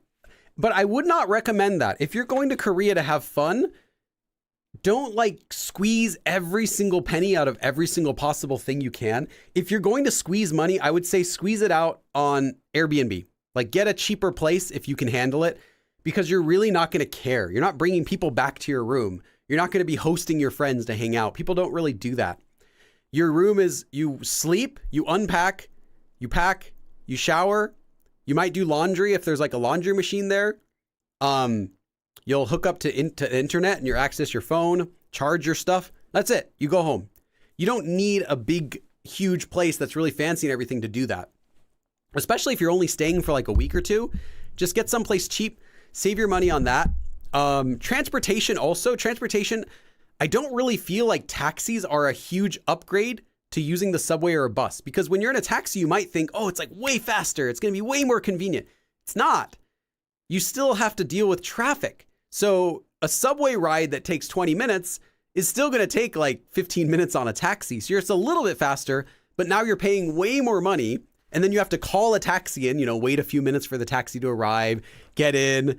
You might be nervous about talking to the taxi driver. Whereas if you're on a subway, you can just turn off your brain and use your phone, So it's not really a huge upgrade to use a taxi. And then for food, if there's not something specific that you want to eat, you can spend less money, but I wouldn't try to be super frugal about what you're eating, because you're going to Korea to experience Korea, and parts of Korea you'll experience are the food. And yes, it's true. You can eat for $6 a meal. You can find restaurants that'll give you rice, a side dish, and a soup or something like that. And the price will be 8,000 won. So less than $6. And yeah, there's no tip, there's no tax. But do you really want to do that if you're visiting Korea for your first time? No, you probably want to go to a restaurant and get pig's feet, or you want to get fried chicken, or you want to get Korean bulgogi or kalbi or something fancy, or that you saw someone eat on YouTube. You want to get this special pizza that you saw someone had, which is actually $14. So don't really try to be too frugal on food, unless you don't care at all about food. Spend money on things that are going to be your experiences in Korea. I was just kind of giving you a basic, a flat budget for where you should start. How do you get data while being there? Well, you can get data if you use some cell phone plans in the US will actually offer data when you're overseas in Korea. Korea is a really common country that companies will offer data for. For example, I used to use the service Google Fi in the US. We switched plans recently. I think we're using US Mobile now. But Google Fi offers unlimited data in Korea. The caveat to that is that it's a little bit slower. So it's not really fast, but it's unlimited. T-Mobile does too. T-Mobile gives you unlimited data in Korea. However, it's slow. It's barely fast enough to send messages on Kakao Messenger. So yeah, Google Fi was a little faster. What we do now though is we actually just purchase a SIM card. So we buy an eSIM, and you can pick up an eSIM. There are actually a few companies that do it. I think recently we did Irregular. This is not sponsored. This is just, I think, what we used. They have global SIMs. They also have SIMs for all of Asia, but we just bought a South Korean SIM, and it was okay. it was reasonably fast. It wasn't like as fast as a Korean, if we actually bought a Korean SIM card, but it was still pretty good. It was good enough for like watching videos and sending pictures and everything like that. So yeah, and I streamed with it also. We did have some issues, but it was mostly okay. Yeah, I would get an eSIM. You can buy them really cheap. You can get like less than $10. You could probably get something to last your entire trip, unless you're going to be doing like lots of video sharing or using Instagram and stuff. And a lot of places in Korea will have Wi-Fi. So like every cafe will have free Wi-Fi. Just look for the sign. And a lot of restaurants will also have free Wi-Fi. So everywhere you go, if you just like find the Wi-Fi, you don't really have to worry too much about this, except for like sending emergency texts to your friends or like, hey, where are you? I'm trying to meet you. So yeah, get an eSIM. If you just want to get if you just want to get a SIM card at the airport, you can do that too. But it's a little bit more expensive.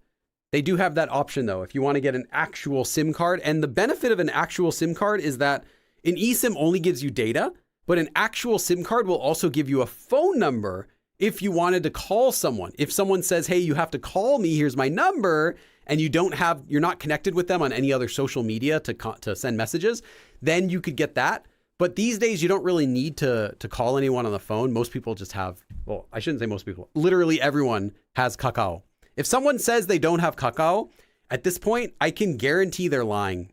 They just don't want to tell you that they have Kakao. It's been that way for a few years. See, prices for museums.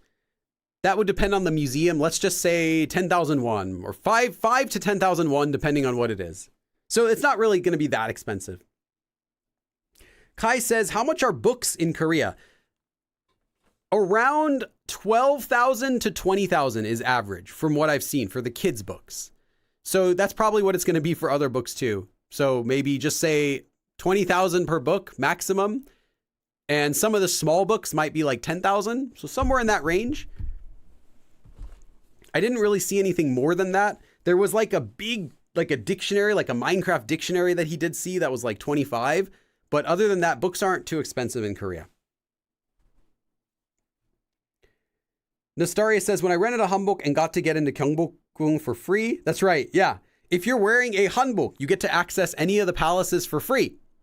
Although you have to tell them that you need the ticket. So they'll give you the ticket. You just say, I need a hanbok ticket.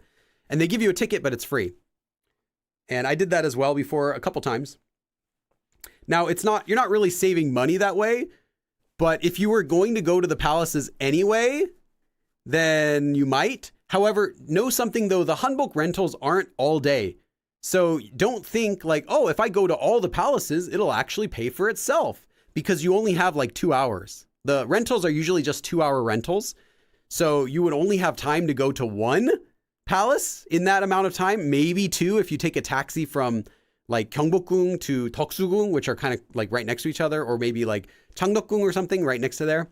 You wouldn't have enough time to go to all of them. You could probably just pick two. So you're not really saving money. It's just for the experience. Carolyn says, I personally use a Google Fi SIM card with a Google Voice number because Fi was made to work anywhere. Yeah, I also used it as well. We switched recently just to save some money because Google Fi, I think we were paying like $50 a month for that, but we barely use our phone. I only use it to make like appointments for like medical appointments or something. And so we switched to US Mobile, which is cheaper, but it doesn't have the international free data option. But that's okay, because now when we go to Korea, we always use an eSIM anyway. So Google Fi is a good option, though, if you have that. And yeah, it does work okay. Natalie says, what about disability access? Doesn't exist. I'm kind of joking, but it's really weak in Korea. There are some things for people who are blind. There's a lot of stuff in Korea, but it's not enough. Like you'll see the yellow tiles on the floor with bumps on them. Those are for people who are using like walking sticks to get around. And if you see a button next to a crosswalk, that is not for you. That is for disabled people. So specifically for either blind people or for people who might need extra time to get across the street. When you push this button, it doesn't do anything for the timing. All it does is that when it changes, it will make an alert sound that speaks and says cross the street. And it'll give you like a a timer so you can hear how much time you have left to get across the street. That's all it does. But I always see foreigners. It's funny. I always see foreigners walk up to the corner and they like push this button a bunch of times across the street. And then then they're like, well, what's going on? When the voice starts announcing that the street's crossing and making this like, boo, boo, like this beeping sound. So other than that though, yeah, if you have a wheelchair, there are a lot of buses in Seoul these days that have wheelchair, like a ramp that'll come down.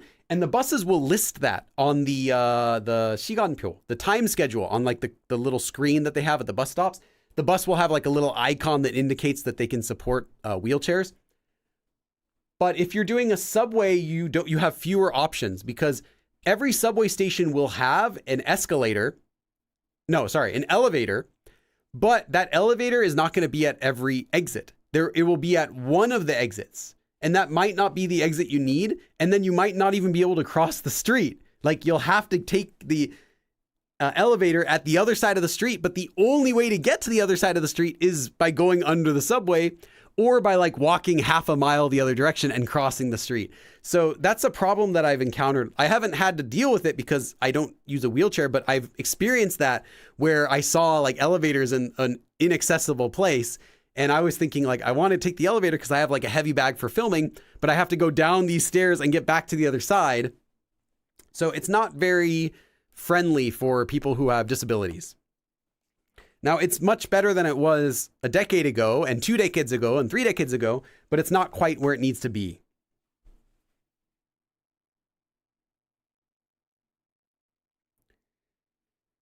Let's see. Will I be able to take my walker in a taxi? Walker in a taxi will be no problem. At the very least, you can put it in the back, in the trunk.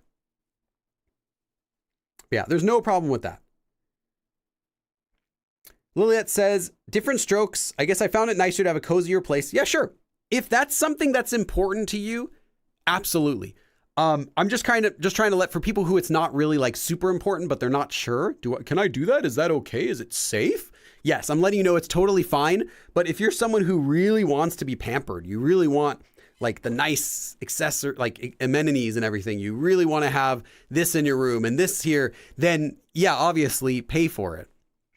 But if you get a place that's $30 a night, don't think it's going to be garbage. It could be fine. It's just not going to be super like high tech. It might have an older style bathroom, but yeah, you'll be fine. You're not like putting yourself in danger is what I mean. For me, the most I ended up spending my money on were train tickets and cosmetics. Yeah, that's something I didn't mention. If you're taking the train, that's going to be more because if you're taking something like the KTX, every single trip, you're going to be paying like 30,000 won to 50,000 won, depending on where you're going. If you're planning on going down to Busan, that's like 50,000 won per trip. You want to go to Daegu, that's also similar, like 40, 50,000. If you want to go to Daejeon, it's like 30,000. So you're going to be spending a lot of money on that, and that's each way. So if you went to Busan, you're spending 100,000, so about like $80 just on the trip. And if you're not planning on leaving Seoul, though, you don't have to worry. But yeah, train can get a bit expensive. Now, you can save money by doing I'm telling you, don't do this, but you have a lot of options to take the train. There is like, if you really wanted to go to Busan cheap, there's like an overnight bus. I think it takes like, I don't know, 6 hours or longer or something. There's like a bus you can take. Don't do it. If you're on a trip, don't waste your time, your energy doing that. There's a train called a Mugunghwa, which is an older train that stops at like every single stop, and it'll go everywhere in Korea also. And it's cheap. You might be able to get a Mugunghwa ticket that goes down to Busan for like 25,000, like half price. And you might think, oh, great, I can save some money. You're like wasting all your time, and it's not really that comfortable. They're older trains. Don't save your money on a train. So that's advice I can give you. Just take the KTX or ITX. Take the fast ones. Don't save money by taking the slower ones. And you can see, just look at the time, how long it takes to get there. The more expensive ones are always the faster ones. Do those. Unless you have all the time in the world, like you're in Korea for 5 months and you have no plans and you really don't care and you're just trying to save every penny, then yeah, sure, you can do this. But other than that, just don't save your money on the train. Just take KTX or ITX.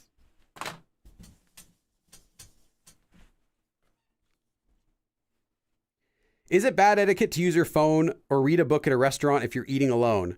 No, just keep your voice down. Though I say that, but Koreans, this isn't like to say all Koreans are perfectly polite. Koreans will sometimes just talk on the phone loudly when they're not supposed to. But typically it's also considered bad manners to speak loudly on your phone in a place where you're surrounded by a lot of other people. So on the subway, in a library, anything like that, at a restaurant. But if you keep your voice down, yeah, it's fine. It's funny, when we were filming the video, I didn't upload it yet, but me and Jeremy, we filmed a video going to a bookstore. And while we were there was some person that was talking really loudly on their phone, just by themselves walking around the bookstore. It's like silent at the bookstore, and they're like talking really loud. And we were just talking in kind of normal, like, oh, let's check this out. What about this one? How about this book? Regular voices. But this person's like, I don't know. Where should we go? Oh, I know. How about you? I was thinking about eating this today. So I cut that part out of the video mostly, but you can hear a little bit. But still, it's considered bad manners. Hope says the real price for books is going to be suitcases. I'm afraid to go to Korea. I'll be spending a lot of time in bookstores. So here's a tip for that. If you're buying books in Korea, don't put them in your suitcase. Bring them as a carry-on, because you're allowed to have one backpack and one personal item that do not count as your carry-on. So you can have your carry-on, you can have your checked bag. So first you check your bag, which has, all your clothes, your big souvenirs, anything like that goes in there. But that's limited to 22 kilograms, I believe. And then you have your carry-on bag, which is, it's really heavy. It has the stuff that you really don't want to go without. It has your camera, it has your phone battery, it has your charger, all that stuff. And then you can have a personal bag on top of all that.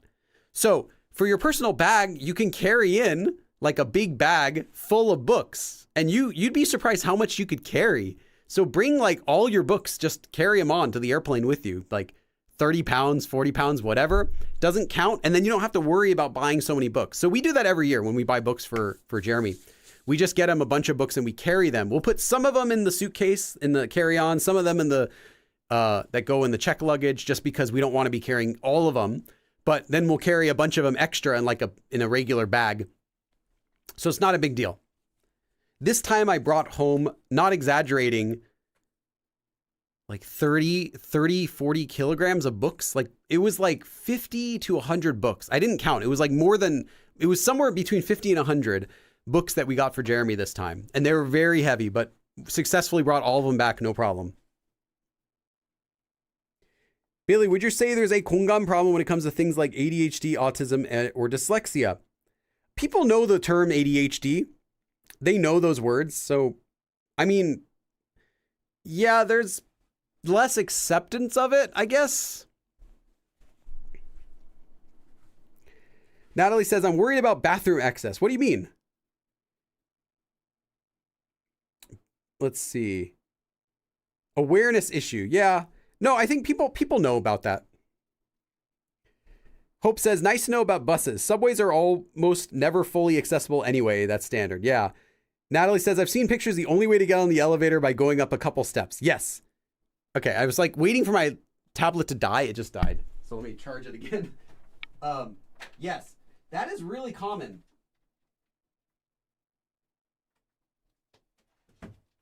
What's also really common is you'll see that it'll have a subway will have an escalator going down.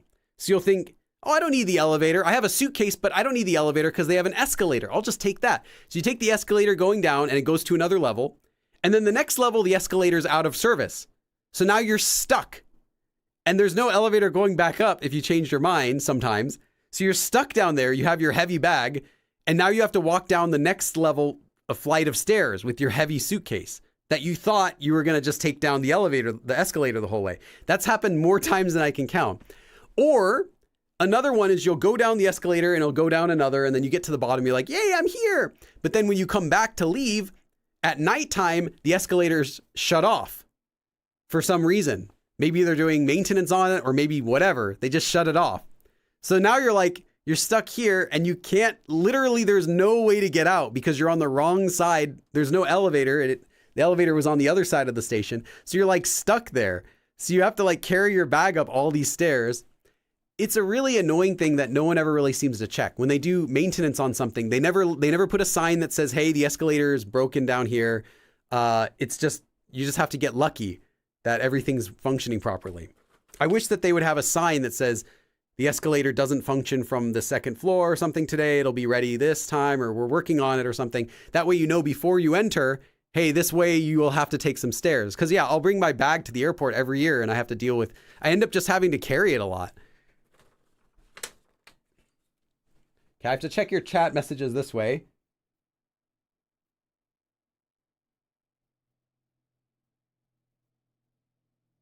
This is totally... Okay. I'm only going to stream for another minute because I can't even read the chat now. I have to look at the other screen. I have two screens and one of them's off. It doesn't even work, so I have to look at this screen. It reminds me of a friend who was traveling from Italy and she bought the cheapest flight to save money, but there was a super long layover in Russia, another country first. Yeah, careful about layovers. They might be really short. It might be like 2-hour layover, but there's not physically enough time to get your bag and get on the next plane. So be careful about that. If you want a flight with a layover, make sure it's plenty of time and you research how it works. Like, do you have to pick up your bag at the place or does the bag automatically get forwarded? Research it really well before you buy it. Yoheng, Yoksa, and Yori videos the best for cultural knowledge? No. YouTube videos you're talking about? Not really, no. Because Yoheng videos will just tell you whatever location that person went to. It's not really necessarily like most popular places or best places. It's just, hey, I went here and I filmed a video. Or worse, this place paid me to come here. I'm not telling you about it. And I'm recommending it sometimes. Yoksa videos, if it's from like a teacher, then sure, that's fine. Like they would have lectures. And Yori would be the same. If it's from like an instructor and they're telling you like some traditional recipe, sure. Other than that, just kind of treat videos as entertainment. Yeah, Judy says 20 minutes really was 2 hours later. It was. But I promise we're going to stop soon. Any recommendations for Korean channels? Not really, because I don't hang out on YouTube very much for like entertainment reasons. I only use YouTube for things like tutorials, like tutorials on like filming videos. I'll watch those for like improving my videos and stuff, but not really too much entertainment. There's a couple channels I subscribe to, like a music channel I like, but not really like I would say, oh, check out this person's videos for practicing your Korean. There isn't anyone really like that. Okay. That is the lesson for today. Thank you for watching, and I'll see you again next time. 그럼 다음에 또 봐.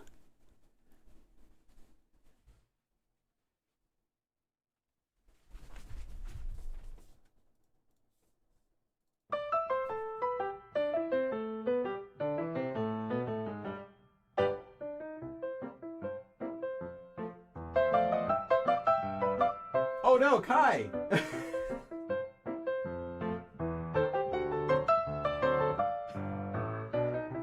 Fine. Fine. I was literally about to close the stream and everything. Okay, Kai's cashing in. All right, real quick, Kai. Gotta get all this. 1, 2, 3, 4, 5, 7, 8, 9, 10. 1, 2, 3, 4, 5, 7, 8, 9, 20. 3, 4, 5, 6, 7, 8, 9, 30. 1, 2, 3, 6, 7, 8, 9, 40. 1, 2, 3, 4, 45.